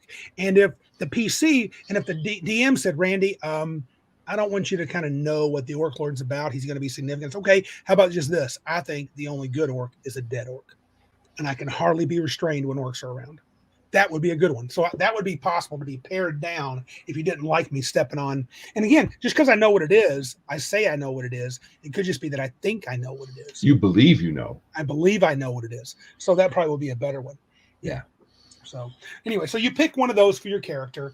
And the idea is that it should be a way to motivate adventures and challenges within the game from time to time. I think sometimes maybe the book expects you to center everything around somebody's one unique and make sure it shows up at some point. I mean, you have a really funny one. What is your barbarian? Is it Brock? Yes, Brock the Bloody. Yeah. So if he gets into any kind of fight, bar fight, anything that involves him and fisticuffs or weapons drawn, doesn't matter how long or short the battle is, he ends up covered in gore, either his or somebody else's. Right. So that's why they call him the Bloody. He's always covered in blood and gore after a battle, and he's always looking for a bucket of water to clean himself in. And we have a lot of fun at the table with that, because sometimes Brock doesn't really even engage in the fight before it's over, and they'll be like, how are you bloodied? And then Joe will be, well, this happened, and I fell and slipped and busted my nose on a rock and got blood all over my face and my hair. And we all just, good job. You found a way. Joe always finds a way to make sure Brock is bloodied after a fight. And that's fun. We kind of look forward to that description. I think it does add a lot to the and we did that with Butch, even though he wasn't a 13th age character. He had a unique thing about him. What was he was born in a vat. Oh, that's right. He was Vat Boy. Vat Boy. True. That's true. He was. That would be a great one unique thing. It absolutely that doesn't necessarily mean one thing or another. But and they never come into play. Never come into play. Instead of being, I am best friends with the Emperor. He loves me. Mm-hmm. Or whatever. Yeah. Okay. Let's get to, if you're ready, are you ready to move on? Yeah. Relationship points. So this is a big deal. In this game, you connect yourself to one of the 13 icons, and you can have both a positive relationship with heroic icons, and that's the Archmage, Emperor, Great Gold Worm, Priestess, Dwarf King, and Elf Queen. You can spend 1, 2, or those 3 points. You can put all 3 of them into the Archmage, or you can put 2 into the Emperor and 1 in the Gold Worm. With an ambiguous icon, ones that aren't always good. Notice it's interesting. They actually have some of them listed twice. Yeah, so there's overlap. There's overlap. But usually the Crusader, Dwarf King, Elf Queen, High Druid, and Prince of Shadows are ambiguous. Not always good, not always bad. And the 3 and the Emperor. The 3 are the 3-headed dragons. The 3 dragons, the red, the black, and the blue. They can be not always super evil. And then the villainous icons, Diabolist, Lich King, Orc Lord, are almost always villainous. The 3 is usually villainous. Crusader and Prince can be. Now, I believe there's a limitation. You can spend at most 2 points with a villainous icon. And what you do is you build into your character, you are connected to them some way. It doesn't mean you're their best buddy and they come and save you when you get a fight. It just means with all their minions and all their servants throughout the empire, you've got something connected to that particular quote unquote, let's call it a faction. So, you might spend, 2 of your points on the Great Gold Worm, and then put 1 of your points in the Diabolist. Now, these points, when they're spent, can be used a couple of ways. You can choose a positive relationship, a conflicted relationship, or a negative relationship. They don't suggest, because they want you to play heroes, that you have a positive relationship with the faction involving a villainous icon. So you should not have 2 points positive where the Diabolist thinks you're cool. they think that you probably should focus more on like maybe conflicted, where maybe your character spent some time near a hellhole, got used to some of the demon servitors the Diabolist had, and did some things that kind of helped them out. And at some points they saw you as not so bad a person, and at most points they wanted to eat you, so you have kind of a conflicted relationship. So when you make those decisions, you get a D6 associated with those, and those D6s are rolled often to either allow interesting RP things to happen. It can motivate a story that you're at the table. And the book talks about using them to literally motivate and generate the story at the table. I find that very difficult to pull off. And you can use it to give the characters, boons in difficult situations. The way I play it is at the beginning of a session, let's say you have 3 Crunk. I have chosen 2 relationship points that are negative with the Orc Lord. He hates them. So that means that, I am not loved by the Orc Lord at all, and I literally hate that guy. If any other icon hates the Orc Lord, they might even use me to get at the Orc Lord. And I have 1 positive with the High Druid. So that means when the session starts, I would roll 2 6-sided dice for the Orc Lord and 1 for the High Druid. And if they roll a 5 or a 6, I hand out a chip.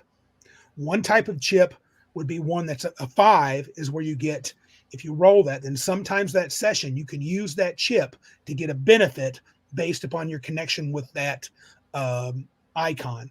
If it's a 5, you get a benefit and a drawback. So something good happens, and then probably something not so good happens. If you get a 6, then it's all blue skies. When you use that chip, something good, advantageous happens to you and or the party, based upon your connection to whatever icon it is. And they usually rely on the player and the DM going back and forth, agreeing upon what that actually is. Yeah, and with a whole table of potential 5s and 6s, yes, negotiating all that stuff can be tedious and overbearing, and can cause the story to go all sorts of crazy ways. It may not even be tedious. It might pull a halt to play, because you might have a full table of people going, I don't know. Or because even worse, it can be hard to just on the fly come up with, let's create story instantly. Yeah, and what if all of a sudden Joe and Dave and Philip and Josh all have an idea for their 6s, and they're all 4 different icons, and they go, I want to do this, and I want to do that, and I want to do this. And we learned at CabinCon quickly that using too many advantages, and these can occur in combat too. You can use them to your advantage sometimes. And this is completely wide open, narrative, DM driven. It can be anything at all. And I find that that gets crazy. One of our friends, Dave, in fact, he DMs a lot, and he says he only allows the use of 1 relationship point at a time. So if you're in a combat and something's happening that you don't like, and you want to use your 6 to have an advantage, let's say you're fighting in a bunch of recently a forest where all the trees have fallen in the fall, not trees, all the leaves have fallen in the fall, and you're fighting these these elves that can hide in the foliage. You could use a 6, and you say, my connection with the High Druid helps me more readily spot them when they're hidden in the foliage, because I have spent years and years with this Druid circle, and so I know how to deal with that. And the DM's like, and you hand him a 6, and he goes, yeah, sounds good. You can absolutely see them. Whatever penalty everybody else has, you don't have. And if it's a 5 instead of a 6, I can say, yeah, that's true that you can see them, but unfortunately, to see them, what you have to do is expose yourself to them clearly.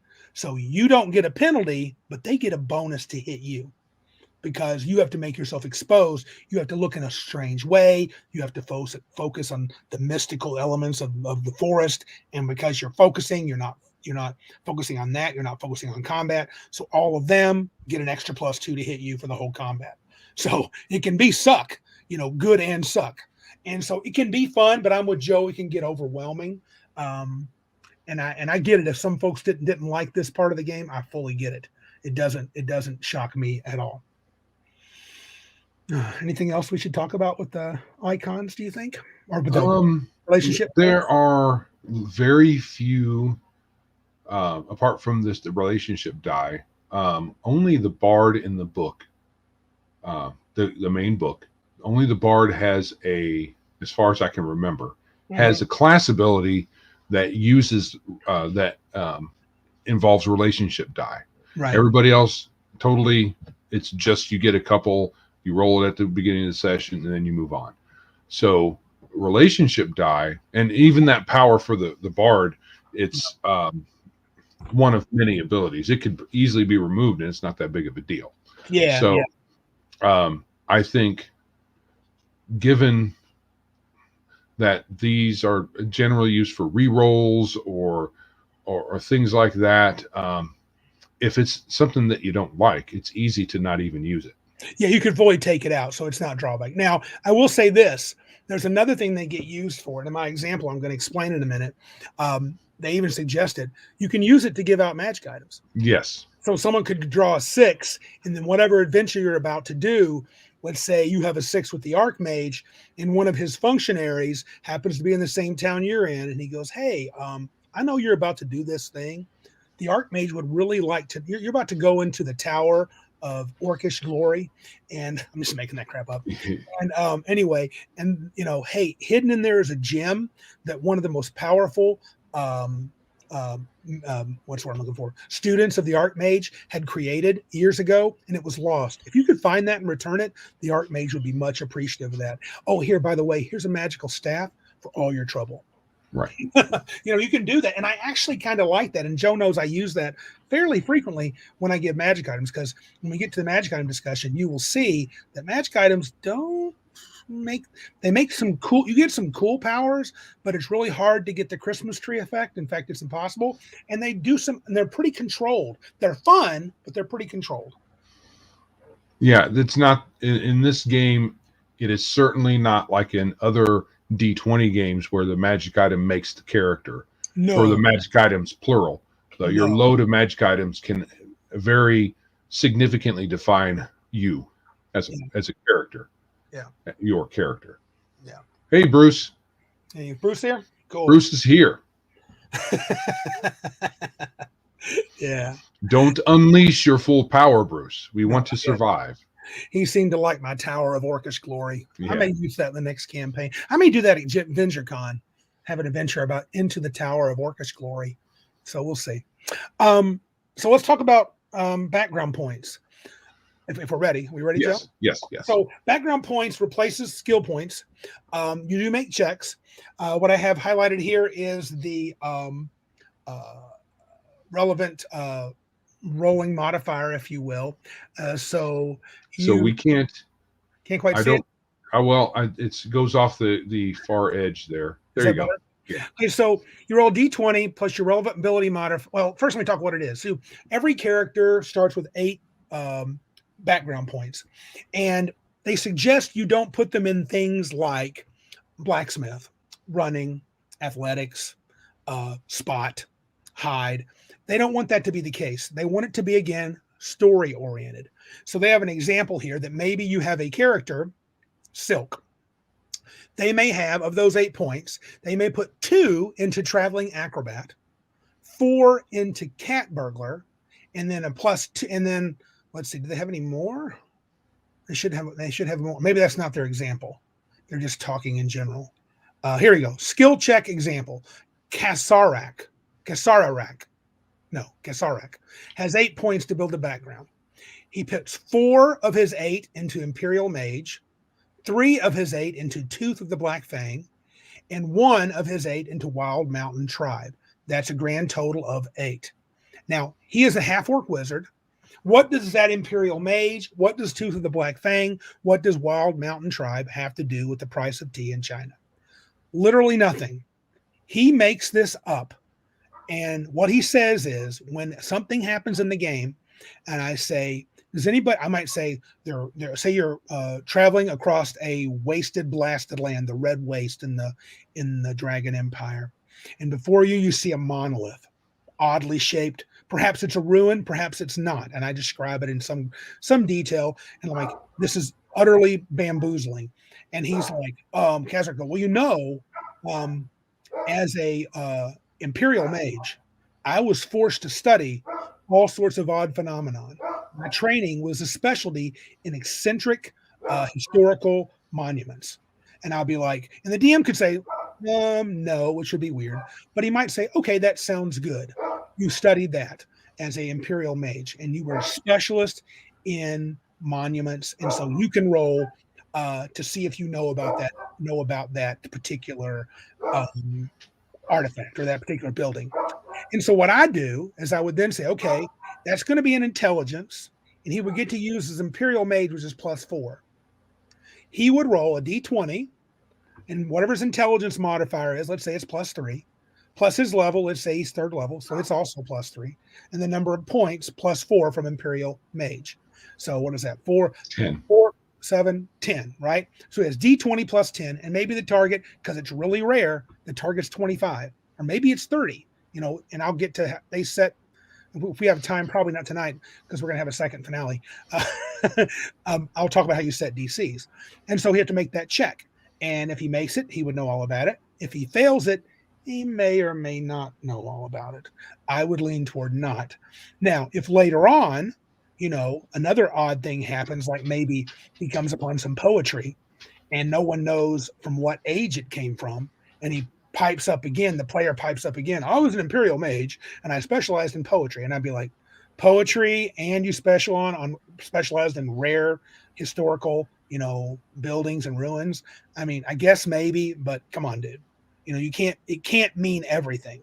But again, that's a back and forth between the players. A lot of my players are really good at, whenever they have a background, they'll be like, and I'll say, hey, do you have something that would fit this? I'm saying, you need to check based upon this. And Joe will be like, I don't think my background's fit. But he might be the only one that can make a check, so he'll roll without the modifier. He'll just get his level plus his intelligence, and that'll be it. It can become an argue fest. I just eyeballed Darth Theic's comment. It says this is starting to sound like fate, and you make up a load of crap to argue you can do something. It can. It's more a negotiation than arguing. It is at our table. We don't argue much. We negotiate. Although, because like in the example given, the half-orc wizard, he has Imperial Mage. So you can pick out a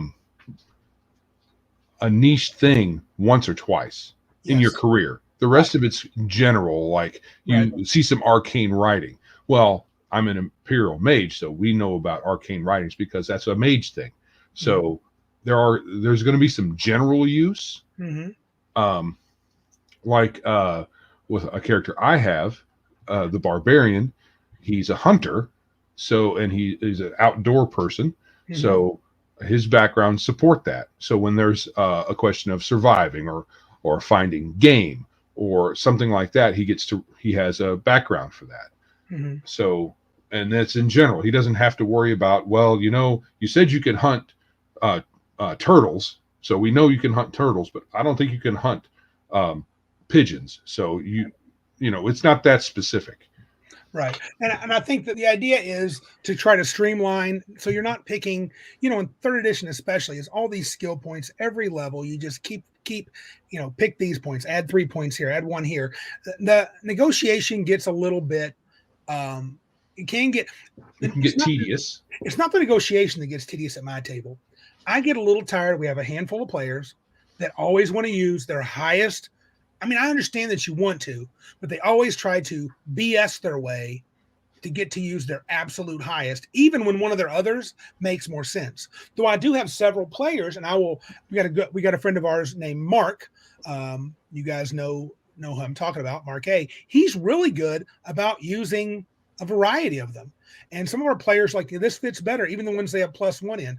Like, for example, that Imperial Mage. Let's suppose something comes up. They're in the capital of Axis, and they're dealing with some very high up functionary, and they've got to get past the guard, using proper etiquette. And he goes, I'm an Imperial Mage. I had to learn proper etiquette. And I'd be like, okay. And if I'm feeling generous, I'll be like, you can do that, but you don't get to use your intelligence. You got to use your charisma, which happens to be -1. So you do get to, as a DM, you can out and out say no, and I'm not afraid to do that. I could say, nah, that makes no sense. You were part of a wild mountain tribe. You weren't very couth. You barely became an Imperial Mage because you kept pissing off the Archmage with your comments. So it's just your ability impressed him. And so I could say, no, you don't get to do that. You have to make a straight charisma check. Or if I want to be generous, because I know the DC, maybe I know the DC is kind of hard. And I'm like, I don't want you to get to use that Imperial Mage every time you turn around. So it is definitely a fair cop to say this is a little loosey-goosey, narrative-y stuff. Abstract. But I find it fun at the table. I thoroughly love as a player. When I play 13th Age, I love creating these. I thought for the longest time that it was because I'm a GM and I naturally am, I lean into story. Even here, you guys can tell, and Joe can verify, I can be a little verbose when I talk about things, and that's not great at times. But it's real easy for me to have an evocative title for my background point. I didn't do that with Crunk, but I did. I have done plenty of that in the past, and I don't try to cheese it. But that's kind of a gentleman's agreement, right? Right. If you curate your table, yeah, yes, then this won't be a problem. If you gatekeep properly, no issues. Oh yes, the proper term is gatekeep. I'm sorry. Mm-hmm. But yes, if you gatekeep / curate your table, then you know all of your players. They are known quantities, and you know whether or not they're going to be ones that would tend to abuse this. Yeah. Because I could say with what's right up here, and in your situation you just described, yeah, I could say, well, I have Tooth of the Black Fang. As an assassin, we always had to imitate people. Yep. So I don't necessarily know their etiquette precisely, but I may be able to fake it. Correct. And that might be more precise considering you're a little bit of a wild dude. So right. maybe in social situations, you kind of use that more than anything else because you do got to fake it because you're rough around the edges. Right. So because assassins have to blend in. Yep. Depending on their training and their how they do their thing. I mean, you could say, well, Black Worm, they're pretty, they're just brutal. I'm going to have to say no to that because you don't learn how to imitate people. You just learn how to sneak around and stab them. Right. And so again, it has to be, I think this would be a tough aspect at a con to run this. But what I would do is I would let the players have it. If at a convention, at a con game, if they really want to have their +4 every time, okay, you can give me some BS. Unless they're like, as an Imperial Mage, I learned how to fight with a sword. The next time, what I mean is I learned the ins and outs of combat. I had to, okay. And then as an Imperial Mage, the next time, I never had to fight, so I learned how to be very peaceful. Wait a minute, you just said you learned about combat, so yeah, that's not going to fly. But for the most part, I'd be like, go ahead and use it because it's just a one-shot game. At the table, at my house, it seems to be kind of off. It can be a little, Shadzar, it can be a little broken, but it's just kind of, it's not broken in and of itself. It's absolutely abusable though. This can be abused. That killing expertise you put up there, this doesn't apply to combat. No, generally speaking, no. So that might not be what you're getting at there, Shadzar. Yeah. Your killing expertise may not pertain to combat, but if that's what you mean, these are non-combat skills. Yeah. Now you don't use your background to improve any combat. You could use killing expertise as a background and say you know how to kill people, meaning you know ways to hurt people. That's so fine. You could investigate scenes and know how someone was killed and stuff like that. Yeah. Yeah. I mean, you might think that's what at my table you wouldn't get away with that. I would absolutely let you have every one of those, Shadzar, but you wouldn't be able to just kill people left and right and be murder hobo guy. You would just know a lot about killing people. Doesn't mean you're good at it. Right. That's how I would interpret it. So, and plus it's not meant to be combat, but I understand it's fair. What you're saying is fair. It's fair. It's issues with the game. It's the narrative problem. I would say it's some of the weaker points of the game on one hand, but it's fun if you get people that are at the table and want to do that. You want to play this sort of way. I think it's kind of cool. I enjoy it, but it's not something I want to do all the time. Right. It's the problem with abstract things in these games is too much abstractness can be a problem. And I think that's one thing with 13th Age. There's too much. And there's nothing governing that abstraction except the DM, which may be good. I mean, yeah, I mean, But like me, with I'm not bashful. I'm not bashful about telling players. No, I do try to be generous, but if they're like, I want to use this to do that, it makes no sense. You can't do it. But nothing. No, either use some other background or forget it. right, I'm not so convinced of that. So right. But I think this is something that can be used alongside a less abstract skill system, so that you don't necessarily have to have every skill that your character knows delineated, yes, which can be tedious. So you could say, but I would do it differently. So if you're a level 10 wizard, you're a wizard. You don't need a skill that tells you how to be a wizard how or to be know wizard thing. wizardy stuff. Yeah, Right. You don't need a separate skill. And yeah. background would be general, but not in such a way that would do what Shads are there is accurately showing someone could Yes, they can do potentially it. 100%. abuse the system. Yes. Yeah. Do you think I have a fairly, I got like a 2-paragraph explanation that puts together the OUTs, one unique things, relationship points, and background points. Do you think I should go through that to show how it might work or not?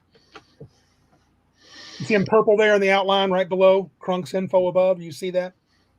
Page 2. Yeah. I mean, How about you share it and then okay, read it? sounds good. Or I'll share it. You share it, yeah. So we're going to remove what you're sharing now. Yes, thank you. Oh, thank you. And because I'm the boss, I can just do that. Nice, I love that. You like someone else being the boss? Is that what you're saying? Well, did my wife just, what'd she do to me? Teabag? Oh yeah. No, I really don't like that. I like being in control. She would admit that. Let's see. Yeah. Let's see if I can make this bigger. If this works. Yeah. No, that doesn't work that way. Let's see. For those with really good eyes. I do not know how to zoom. View. Well, I'll start where. Go ahead and start reading. I will. Level 3 barbarian. I've mentioned my one unique thing. Let's just say the only good orc is a dead orc. My relationship points are 2 with the orc lord, negative, 1 with the high druid, positive. As a nomad, I ran into orcs a lot, and they were troublesome, and I learned to despise them. As a nomad, I also respected nature because it provided for my clan. My mother was a great druidic leader of her family and has often used my battle axe in defense of my mother's druidic circle. My background points are 2 wilderness traveler, which is pretty generic. That can be advantageous. 1 nature's defender, and 5 orc hunter. So here's how you might build these into a session. At the start of an adventure, I would have PCs roll their relationship points. So I would roll 2d6 for the orc lord and 1d6 for the high druid. Crunk will get a 6 with the high druid on his associated d6 and a 5 with one of the d6s with the orc lord. So that means the other orc lord dice didn't come up with a 5 or a 6. So that 6 means I get something totally advantageous during the session if I want to use it, connecting to the high druid. And a 5 means I get something advantageous with a drawback. So Crunk has relationships.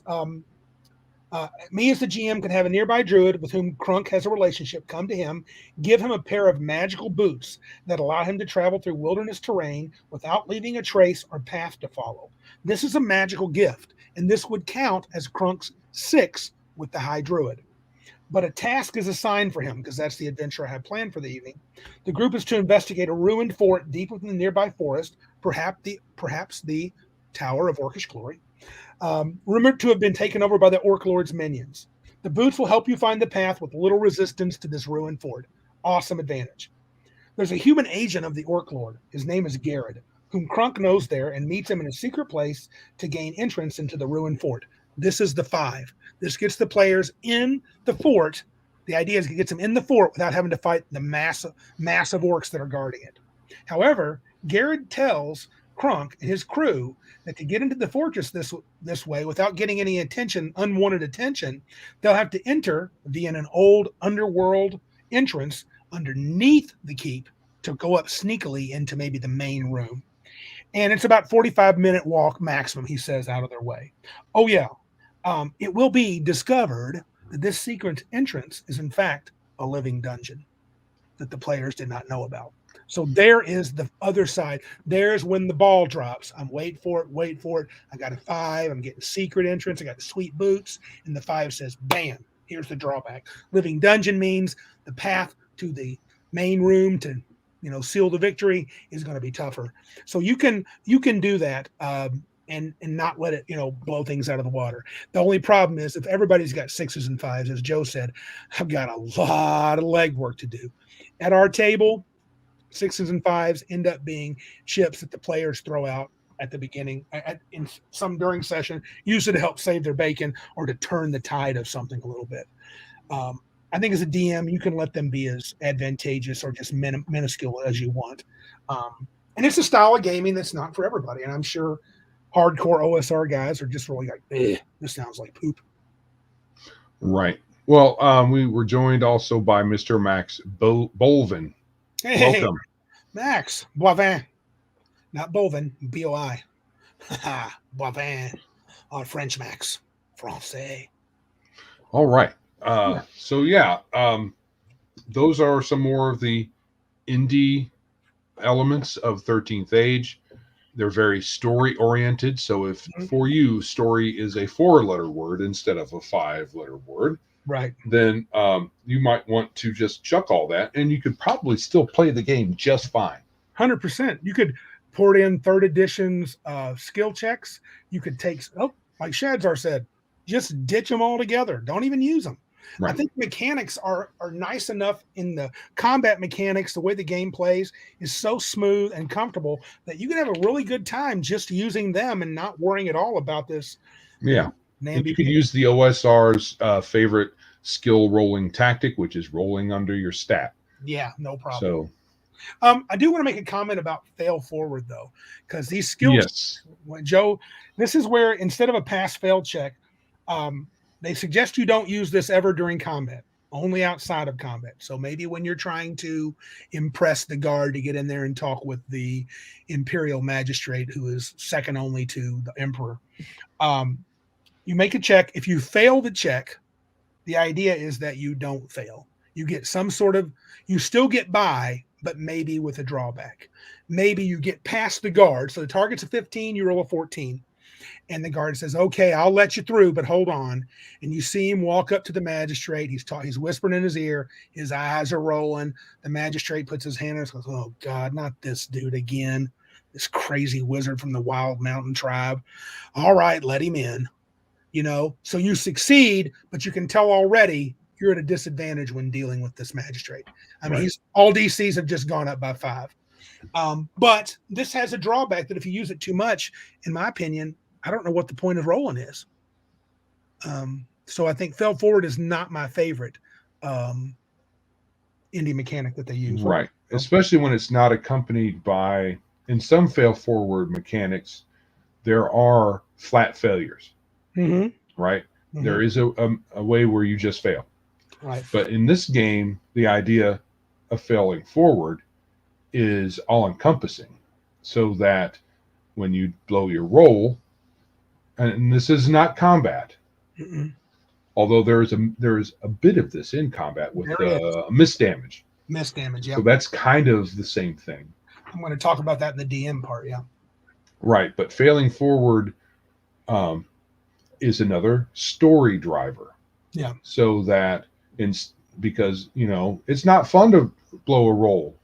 So let's make it fun. Yeah. By not making it a blown roll, you actually succeed. But like with what Randy said, with complications. I mean, the classic defense for this, and it's both good and also bad, is okay, the thief goes up, he's got to pick a lock, and he's got to roll a 15 or higher, and he rolls a 14. Okay, you failed. So that was the only entrance. That was the entrance to the tomb. The adventure's over. My thought is, what DM is saying the only way to complete this adventure is through this way, which is fine if you do, but if you do, I can live with that too, because maybe the characters aren't ready for it. Right. Sorry about your luck. Go do something else. Or you have to just get creative. Maybe you go back to town and find somebody at the local thieves guild who's a little better than you, or just can give it a second try. You pay him some money, and maybe it costs you a little extra time, extra money to get in the door. Or maybe you find a battering ram and you break it down, or maybe you dig underneath, or find a different entrance. Spend a few There- hours yeah. at the locksmith's place. He teaches you a few tricks and says, I know this lock, use this thing, it probably will work. And that's And I think, yeah, and I think it's, people don't want to be creative for some. I mean, this is the module. I'm going to run the module. It says if you don't make this check, you fail. So I don't want to think about it. But I mean, to give the nod back to fail forward, you can also say, yes, you failed, you unlocked it, and when you did that, unfortunately, that set off an alarm. Yeah. And or maybe when you unlocked it, maybe the way you did it caused your thieves picks to break. So they're the main tools that you use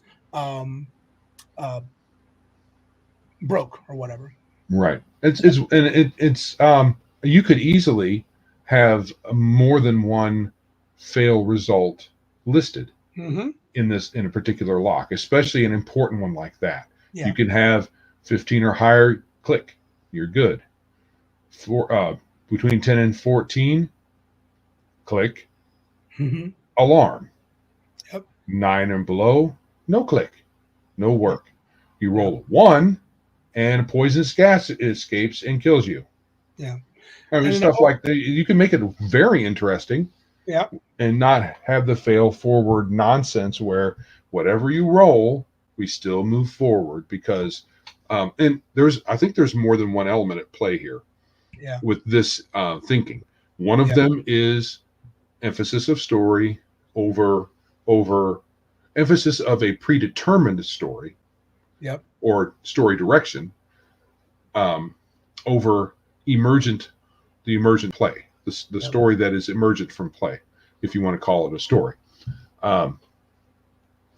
Also, I think part may be due to modern life, and people only want to play for 2 hours at a time.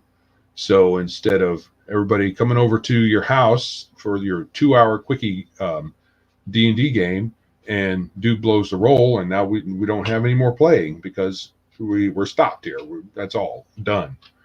And instead of doing that, we'll do something different because we don't want hard fail. We want fail forward.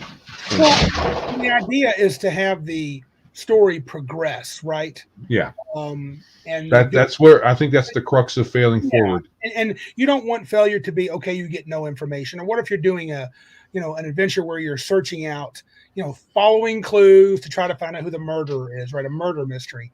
You don't want them to run into a dead end where they can do nothing. So I get the fail forward. I guess I'm kind of a 70-30 guy on it. I use it about 30% of the time. 70% of the time, I'm kind of, I'd rather not. But hey, the game encourages it. Do it if you want to. I do have a problem with the 1 not being an utter failure. It would really or something. Yeah, something. Or some. It doesn't even always have to be a 1. It could be 1 to 5 or something like that. There should be. In I know a while back it was always we poked fun at fate when we heard about the fail forward, right? Until you found out, oh well, they do have a range of results on your die where you just fail. So that if you're going to have this, you don't just say there's no way to fail. Yeah. No, not to really fail. I mean, you might be in trouble if you don't roll high enough, but you still open the door or whatever. Or you still accomplish something. The adventure doesn't stop because you didn't make the roll. Right. That's the way they describe it. An adventure halting due to a single roll is probably a bad adventure. Poor design. Poor design. But you could say that for a saving throw. What if you fail your saving throw, you're dead? Or you could say you can put it on an attack roll if the bad guy hits you and he doesn't. We already know how much damage he does, and we know how many hit points you have. Adventure's over when he hits you. Yeah, but the caveat is failing forward is not part of combat. Correct. So that wouldn't apply. Except with miss damage is correct. kind of it's that kind way. of like that, but it's more of like trying to end the combat without it lasting 47 rounds in 12 hours. Yeah. And I do have it here. There's a handful. And to speak of miss damage, so every character, and they describe it as every character in the game, we're moving away from fail forward, has the potential to deal miss damage, which allows them, if they actually miss an attack roll on some of their attacks, they can do a minimal amount of damage, like a fighter can do his level. The idea is so that they say, well, no, these characters are such great, big damn heroes. They don't ever launch an attack that will be completely useless. Something will come of it. So maybe you missed the goblin with your sword, but you hit him with your plate mail covered elbow, and he takes 4 damage because you're 4th level. I wasn't a huge fan of missed damage at the beginning. I do like how it ends combats.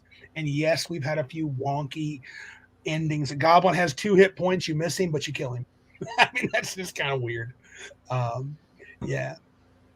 I know we're supposed to be looking at the comments, but Indigo Dragon made one that said, that's not how failing forward works. I don't like the term failing forward, though. I agree. And what classes? Okay, so I don't know what he means by that's not how it works. That is my interpretation. If he wants to type differently, I would love to hear it. But that's my interpretation of how. This is 13th age failing forward. Yes, I imagine there's ways to do it in different games, and maybe that's what he's alluding to. Yeah. He's like 13th age doesn't do it right. Yeah. That might be what he's saying. Yeah, and that's fair enough.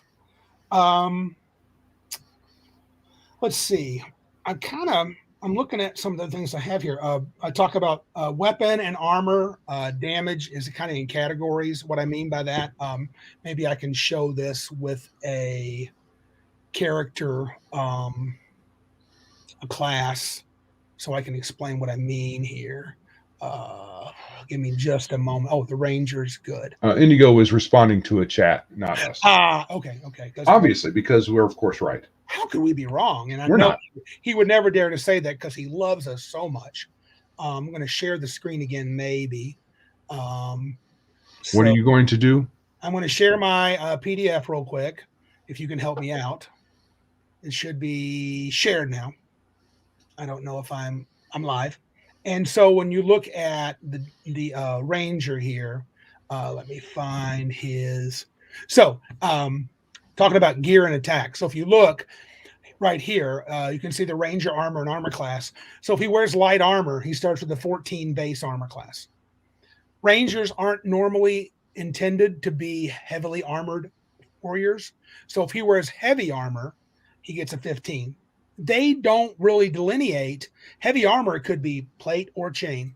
Light could be hides and furs, or it could be leather. It could be. They don't care what you call it. You can describe your character any way you want. So this is a little indie too. And then, of course, if he wears heavy armor, he gets a penalty to his attack. If he uses a shield, he gets a penalty to attack. And then somewhere, here you go. Here's his weapon categories. Here, can you see where it says ranged melee? Yeah. And so it says Ranger melee. Ranger melee. Yes. Yeah. If he uses a small one-handed weapon, dagger is an example. A small two-handed weapon, club is an example. Then light or simple. Those are just example weapons. You could say, I have a bastard sword. And if you consider a bastard sword, you and your DM consider a bastard sword a martial weapon. If it's two-handed, it would do a D10. If it was one-handed, it would be a D8. So they actually encourage you to be very loose with describing the weapons. It's not like in 3.x where you categorize every single piece of armor as light, medium, or heavy. They have certain modifiers. It's basically up to the GM and the player. You could get as super narrative as you want. Unfortunately, you could get very anime and have the barbarian that has a 9-foot sword, which makes no sense. If you're cool with playing that way, whatever. But I mean, they categorize it for you and they suggest the kind of damage. So essentially, a ranger shouldn't be doing any more than a D10 with a two-handed heavy weapon. So, but what's good is that they have the examples here for comparison. Yep. So your heavy or martial one-handed weapon is something of it like a longsword or a warhammer, and then your two-handed is great sword or great axe. So you compare.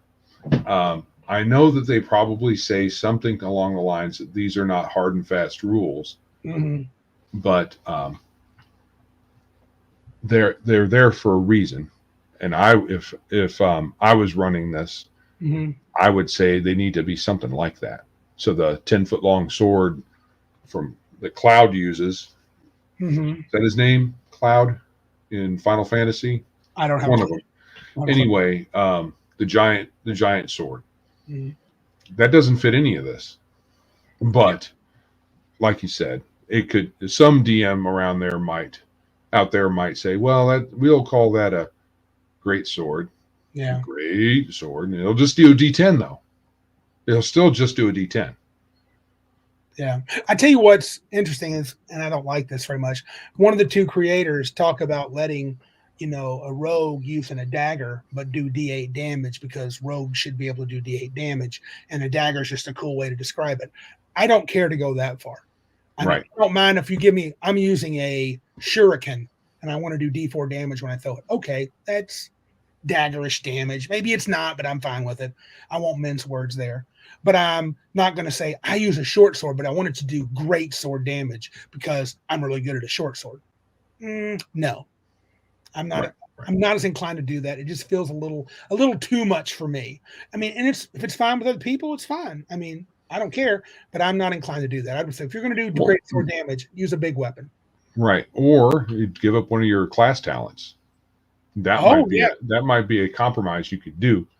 Yep. Because I mean, I think a dagger, you can be only so good at it.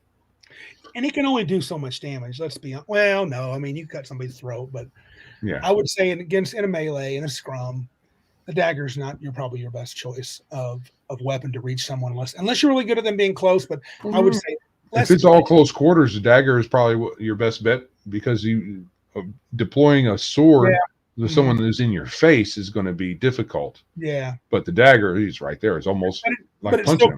It can only cover so much surface area, and unless you make a really precise, I'd rather get sliced across the belly, and I don't mean deeply, just barely scratched with a dagger than a great sword, because the dagger, even if the full part of the blade is on my belly, it's only going to, depending on how big it is, it's going to cover less of my belly than a great sword. A great sword might cut me all the way across, where a dagger might cut me just halfway across.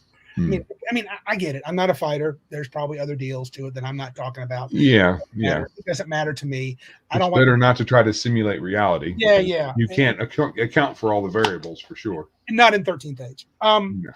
Okay, so I thought I mentioned some of this with healing because this is a big narrative part here. You have to in 13th. Are we done with this particular part?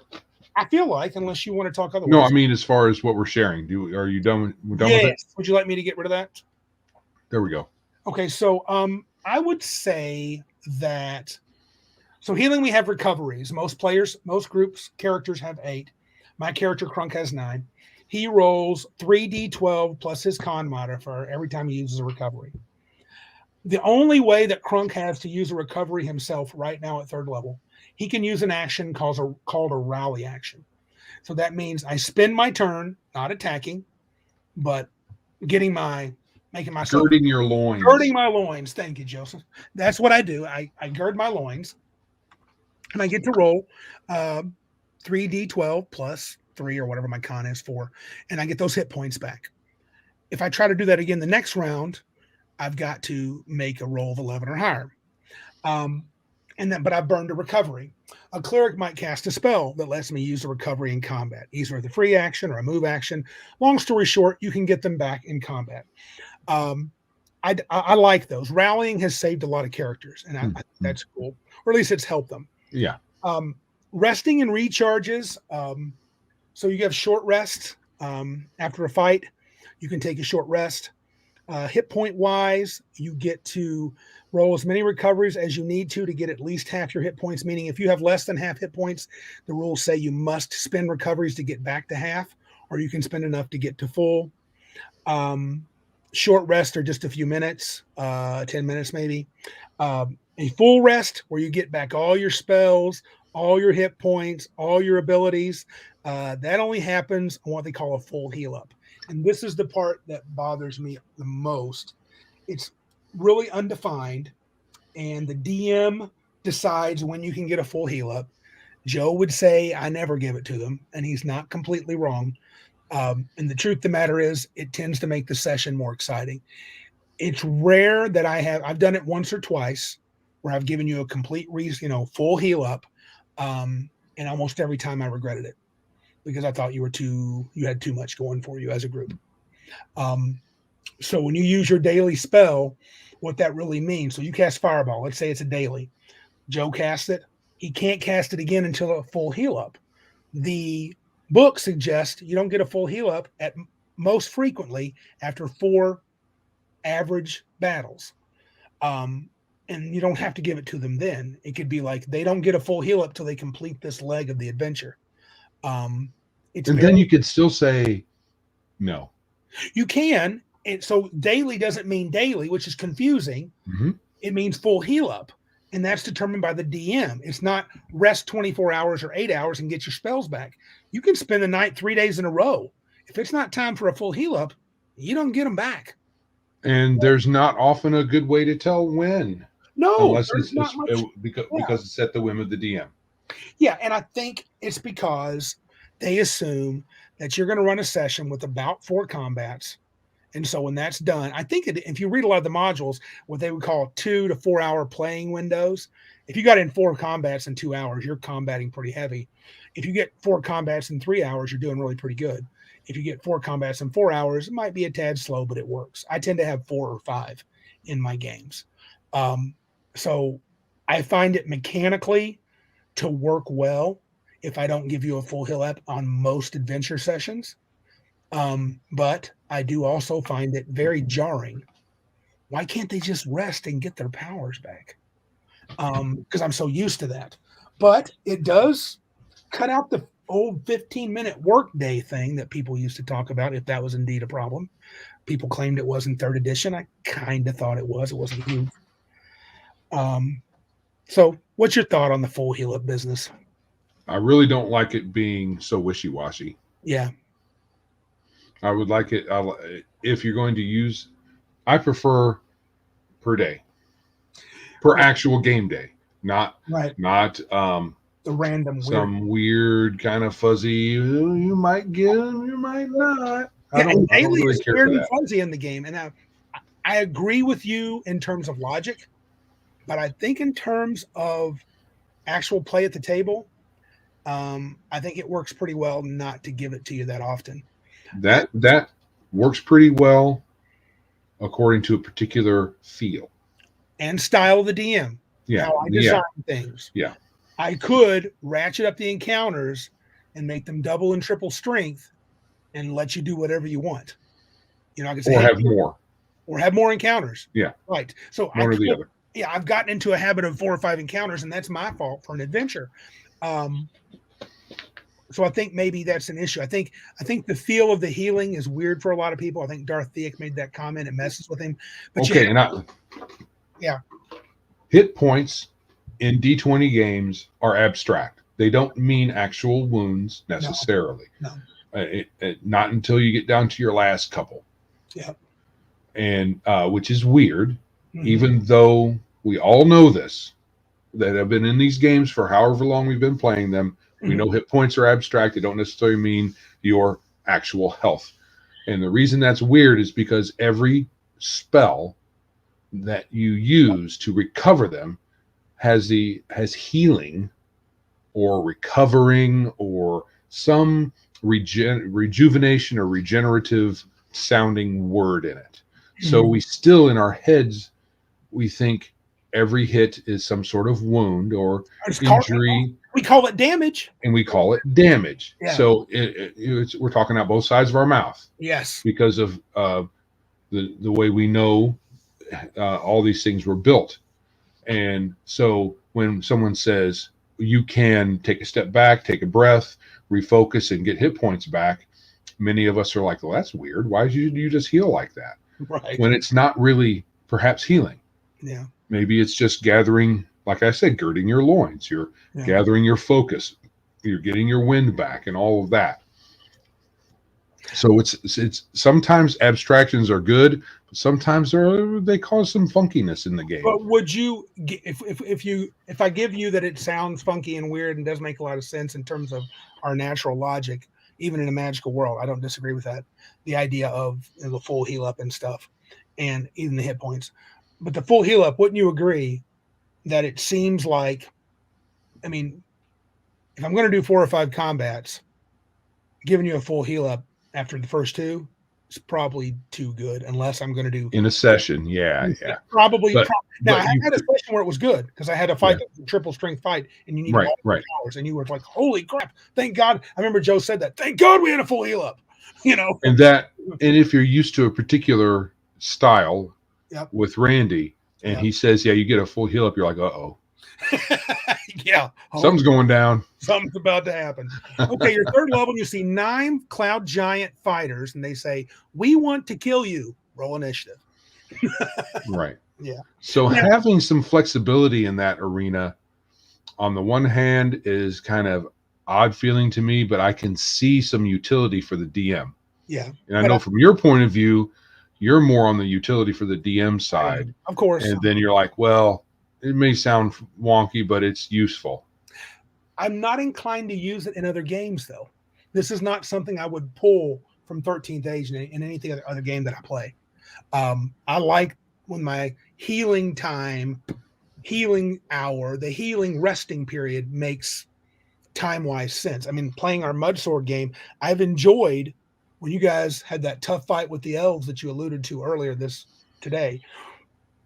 You were like, we can't keep going to the moat house. We've got to rest. Mm-hmm. And it was close to the end of the session. She goes, we go back to Hamlet and we take a siesta. Yeah. And it made sense. What about this, though, if we're done with full heal-ups? Yeah. I think fleeing is a mechanic, and I'm sure, I'm kind of watching the chat on this one. They have a fleeing mechanic where if things get too hairy, hey, we're getting our butts handed to us, and someone in the group may say, I think we should flee. And if everybody at the table agrees, they suggest you use their fleeing mechanic, which means the players get to get away. They get to leave. The 9 cloud giants are kicking our teeth in. We're going to die, or at least we think we are. We're fleeing. And the reason I really like this is because, again, my most recent experience, and the people that play more OSR recently could let me know, it's pretty hard in 3rd edition to have a retreat. Or at least seems to be hard for our players to do it, because Joe says, let's retreat. Philip says, I agree. Josh says, I'm going to stay and kick this mage one more time with my dwarven monk. Yeah, and yes. And then he fails, gets tripped, gets, paralyzed, and you're like, oh, I got to go back and save him. And my wizard comes back, unparalyzed the dwarf, the sneaky goblin hiding behind the boulder, backstabs Joe, and he's dead. I think the idea of fleeing is that's a good tactic, but sometimes you just can't pull it off, or at least we can't. I mean, sometimes it's like herding cats. Yes. To get everybody on the same page. We play well together most of the time, but sometimes you have to like punch somebody in the nose and say, do you understand what I'm saying? I mean, not literally. We don't punch each other, but quote aliens, we are leaving. Yeah. And getting everybody on the same page can be hard because I got this guy on the ropes. I want to knock him out. And I think some of it is some hearkening back to getting XP. I was thinking that. There's probably a little bit of that baked in there. But so with this particular mechanic, I can see why it's costly, because you get away without any issues. Oh, I mean, you make it out and you successfully leave. Not no issues, but I'm saying you successfully leave. There's no Josh gets knocked down and we got to go back and get him.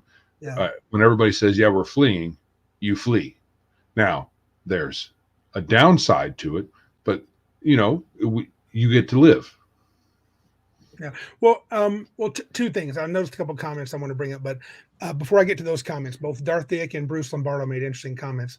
I want to say what I like about fleeing in this game. Yes, players can decide to escape the Cloud Giant's wrath and get away, but they suggest you make them pay for it another way. In other words, maybe they had to get to beat those Cloud Giants to save the princess, because the Cloud Giants were sacrificing her to their deity. And when they fled, guess what? she got sacrificed.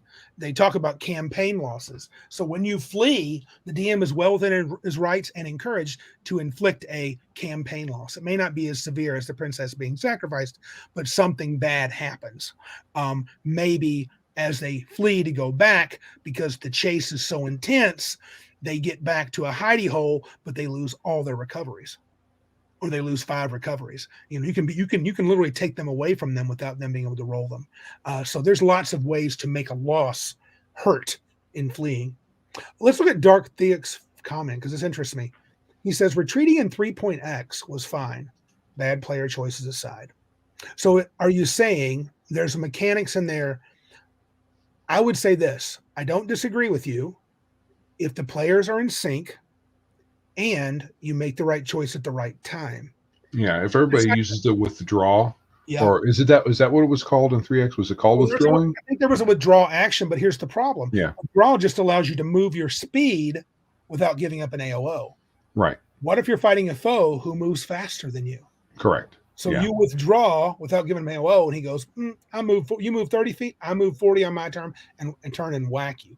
I mean, the problem with the movement, the counting the squares, is you literally can conceivably not get away from a foe. Yeah. I guess it depends on the terrain and all the circumstances in the combat. So if all you had to do, if there was like a teleportation device within movement and everybody retreated to that spot and was able to just leave, that's pretty, that doesn't happen often. But otherwise it's kind of hard. It's kind of hard to get away from something in 3X that moves faster than you, which makes sense. Yeah. And even in 1E, Shadzar says you could flee any time, just take a hit as you go. You could run, but if you can't run faster than them, they could run you down, dude. Yeah. Right? I mean, my thought it depends on the circumstances. So if you get out the door and turn a corner, they don't necessarily know which way you went. So there's a lot of negotiating to do once you decide to flee. It might be straightforward, but I think in my experience, it's often not. And it might be that we're just not very good players. I mean, if you're running from something that's you're faster than, or has some reason for not leaving the spot that could happen. Then you could be successful. Yeah. Yeah. Bruce had a little funny one up a little bit. He said, "Just let me roll the die for the monsters, Randy. I can't land a hit. That's why I got to use breath weapons or tentacles of awkward intrusion." I know how that can be. Can I borrow that, Bruce? I want to put that in my Tower of Orcish Glory. Tentacles of. Right, and I'm going to put this up from Shadzar as far as lamp oil. Throw it behind you, let them try to follow you. So yes, in first and second edition, that kind of tactic works well. Yes, that's thinking outside the box. Yeah, and that's one of the problems with third edition. Yep. When you run away, all you can do is run. Yes.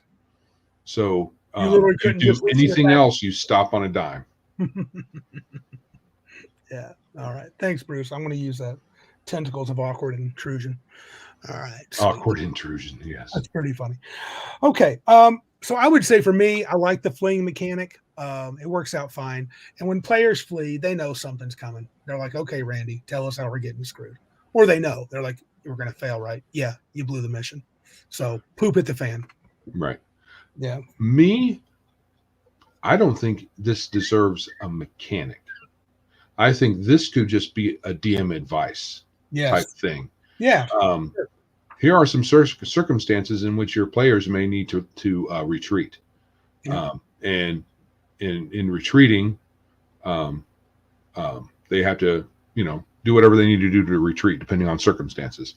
Or you can, this would be the advice, or you can let them leave and then figure out what happens as far as the campaign loss, whatever you want to call it. Yeah. But I don't think you need a hard rule. Yeah. And I don't know that a lot of these rules aren't in 13th age. A lot of them are presented as suggestions or whatever. So I haven't read that particular passage very much, so I don't know how it reads. But I don't think you need a mechanic so much as advice for how to handle this type of situation. Right. And I think it's fine if you want to use it. I mean, yeah, I mean, they're throwing up some ideas here that would work. And yeah, I mean, Bruce says just have a checker, a saving throw, and keep the damn game moving. I agree. I mean, that's some good advice. I think it's all good advice. And I think the fleeing, and to call it a mechanic is tricky. It's really just advice. The fleeing mechanic is an advice thing because it says if they have to flee, then have a consequence. Yes, Shadzar. If first level PCs walk into a red dragon's lair, failure is the only option for them. Unless they can run their mouth and kiss that dragon's hiney well enough and maybe sacrifice 2 or 3 members so the rest of them can get away. He might say, yeah, go find me some stuff, but that fat little hobbit there and that sweet chunky dwarf, they're staying because I need a snack. Right. Yeah, good luck. Yeah, chaotic evil dragon, good luck with that. Yeah. So, all right. I don't think we need to talk about conditions. That's not really any fluffy stuff. They can read that in the books. It's things like, dazed and stuck and stunned. It's typical of D20 games. A lot of games have conditions or condition-like things. So it's smooth and it doesn't stack all crazy where you get caught into a crazy loop. We do have a friend I wanted to comment. Our friend Dave, who DMs a lot this game, he hates the condition hampered. And I can't yet figure that out other than it's a little boring for the player because you don't get to do when you're hampered, when a condition makes you hampered, you can only do basic attacks, meaning shoot your bow, stab with your sword.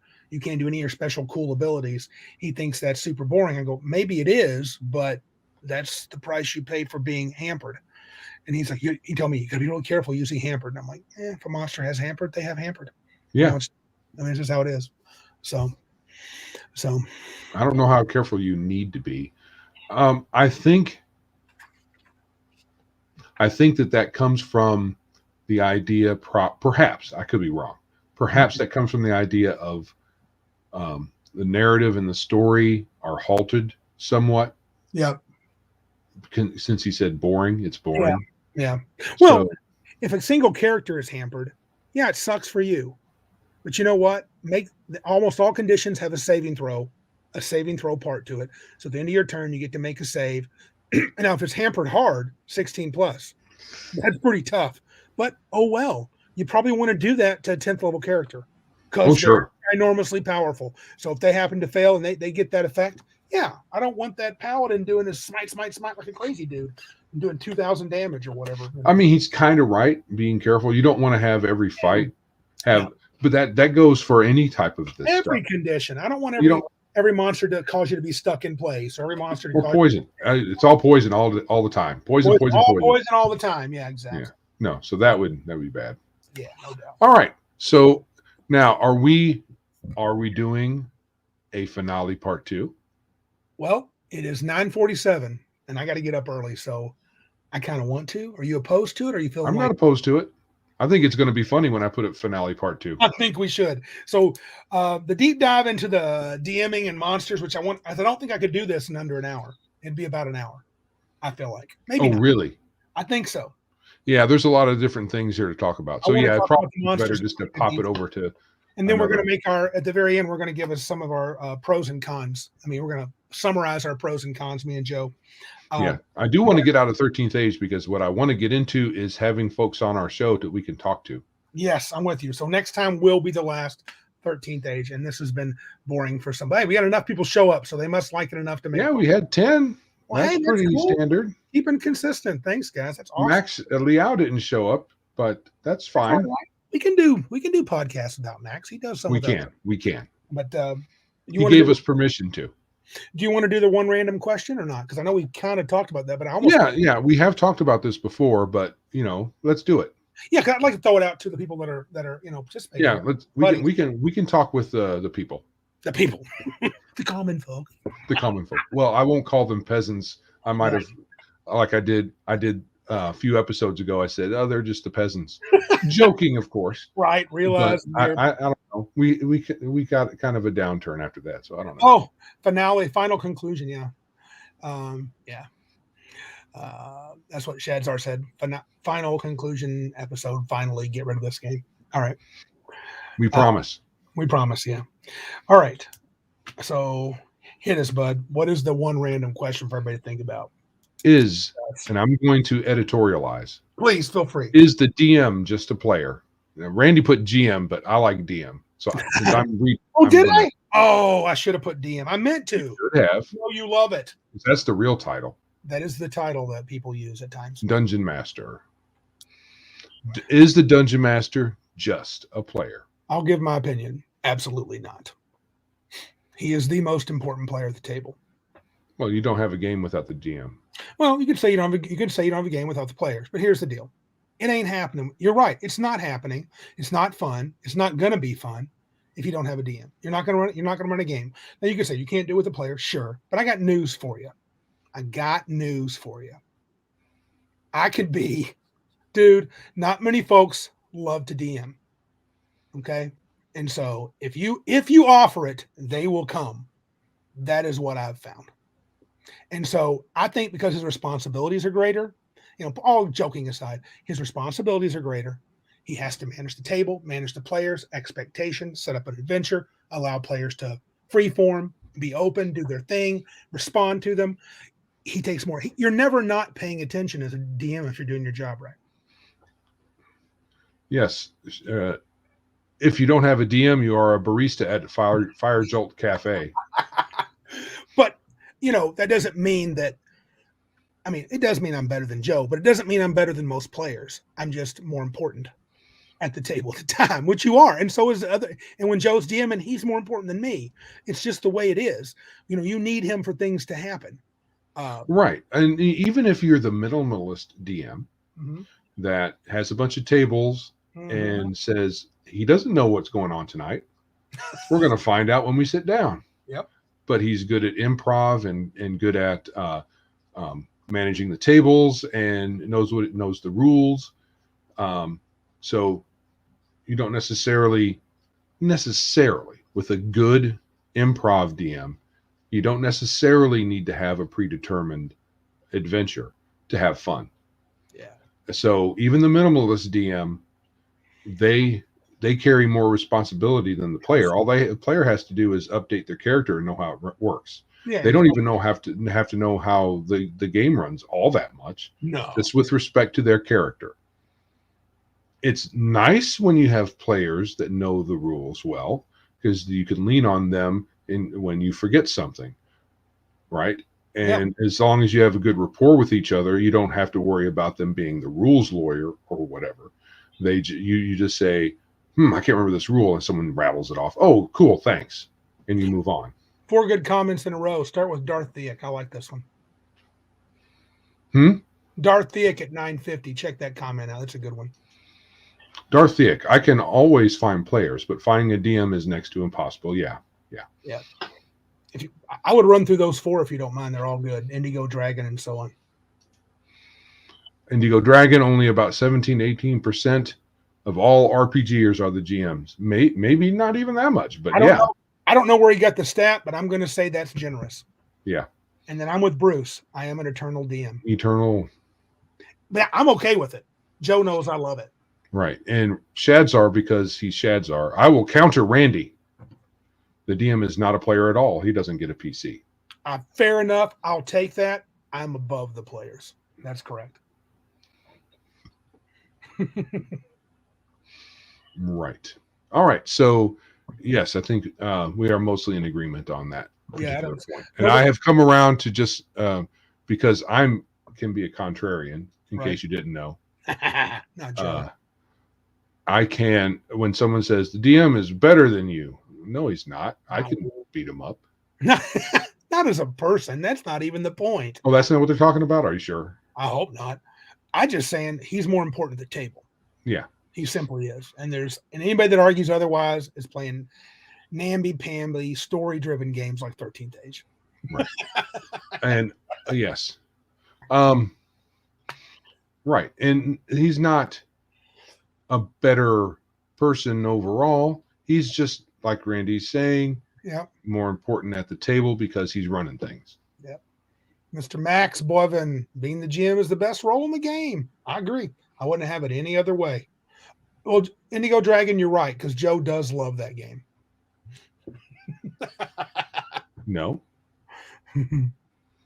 Oh yeah, I don't know. I don't know if a contrarian. I think There's a lot of people who like 4E, but yeah, there's a sizable amount of people who don't like it. So yeah. I think he's jabbing you, Joe. he probably is. So, and if he's not, he should. Please jab Joe. If the players don't respect their environment, they will very possibly, be ripped apart by hobgoblins or raped to death by goblin swarms. Gross. Yikes. Or centaurs with pink ribbons in there. Hey, adventuring is dangerous work. It is, man. You never know. Or it should be. It shouldn't be just making coffee. Well, I don't know. I mean, that sounds like. Well, that sounds. I mean, I guess it could boil over. You could get scalded. Holy humanity! You might get a drink order wrong. You could. Yeah. You have to endure someone berating you. Yeah. I think we have a lot of people. You mentioned the contrarian thing, and I hear a lot of people on different podcasts. They get their panties in a wad about that statement that he's not just a player. Yes, you are. Players could just walk. And I'm just going to say it. I'm going to be just as snarky as that. Then walk. Yeah. Yeah. I dare you. Game over. Yeah. For you. Walk. And I'm with Bruce. I got a lot of I love these dudes, but if I didn't DM, they wouldn't play very much. Now, that's not completely true now. We've added a few DMs in the group. Bruce and let his players flee. That's good. What, you lock them in rooms in your house? That's right. They're stuck in his house forever. That's extreme, dude.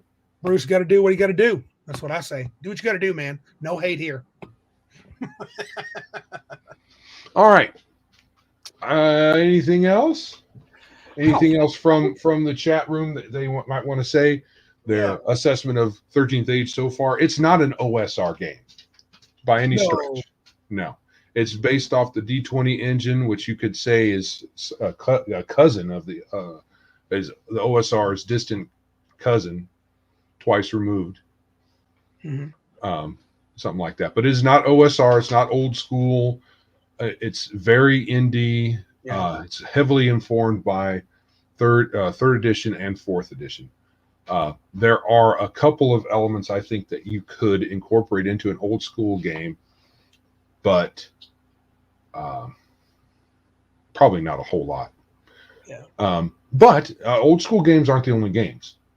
You don't just have to play old school. And we do like to mess around with games like that. And we'll give our pros and cons at the end of the next one, the next second finale. And finale part 2. Finale part 2, and then we're gonna hopefully do some things that Joe wants to do. But this has been a really good night. I really appreciate everybody being here. It's been really cool and good comments. Oh, I wanted to put, if you don't mind, Mr. Max Boyvin at 956 made a good statement. A Bolvin. Boivin. Oh, it is an I. I keep getting that wrong. I know. It looks like it could be the GM is a player. He is not just a player. He is the engine of the game, even more so than the rules. I agree. He's what makes it hum. He employs the rules. The rules are his tools. The rules are his minions to do with as he wishes. Yeah. So, according to Shadzar, 13th Age so far seems to be magical tea party for drama class improv sessions. But Shadzar, tell us how you really feel. Oh, come on. I feel like you're candy coating it, man. Right on, brother. I can see it that way. Well, I have grown to, I mean, I liked 13th Age at first, but I think the more we play OSR and get more into that, I favor it less and less all the time. It's gotten predictable and boring, but we'll talk more about that next time. Next time. Yeah. That's a preview. Magical tea. I like that. Yeah. That's a preview. That's technical. That's a technical term we use in the biz. Right. All right. If there's nothing else. Yep. If you would like to support our show, please visit the many places you can find us out there in the interwebs. Our website is www.biggusgeekuspodcast.com because I could not and still cannot get simply biggusgeekus.com. I could do .net or .org or something like that. Anyway, click on support for ways to give us your money. if you are so inclined, we will take it. Not too many people. We have 2 people who are supporting us financially at the moment. Who is good? I should shout out to them because Yes. they deserve some kudos. Yep. One of them is in our midst tonight, Mr. Demo. Yep. And another who is not. Mhm. Let me get Arnman. Arnman. Yeah. They Sweet. both find we have 2. Those 2 are our sole financial supporters so far. Yep. So if anyone wants to join them, we'll accept it. Yep. We are in all the places out there: Twitter, Facebook, obviously YouTube. We are also on MeWe and Odyssey, and I'm about to get us on a couple of the newer things. So more to follow. Gotta get the Discord on there too. Right. Well, it gets there after the fact. You just don't have the updated format. Okay. So we are on Discord, and also included in the links in the description will be our PayPal link as a quick way to get us your money from your heart to ours. Our email, if you have any suggestions, is the geeks at biggustgeekuspodcast.com. Pause. You got to play Shadzar's 10 o'clock comment. Nope. The one before. Oh, well, it moved up. All right. In 17 years, those 2 will have paid for Randy's Tiamat. Thank you, gentlemen. Thank you. Yes. Oh, that's good. Okay. All right. Share the show with your friends. Let us know if there's any other way that we can support you out there in the interwebs, some other platform that you would prefer to see us on. I'm considering perhaps dual live streaming to either Odyssey or Twitch, since we already have a Twitch channel. Maybe we can do that. Should we do a live play one day so they could see what an amazing game master I am? You know, it's amazing at play, but if you're not playing, it's still going to be. It'll still be boring. Don't watch it if we do. Maybe we should take a tip from DM Bloodworth and do highlight reels or something. Oh, okay. A report. I don't want to watch other people play. Why would they? Nah, it's whatever. But you do want to go to VentureCon and play in my game because I may not have anybody. So please, come play Deadlands with me. Right.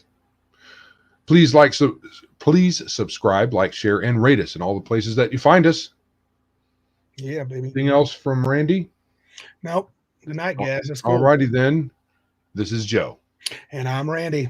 And remember, if you can't be big like us, then be geeks like us. Good night. Good night.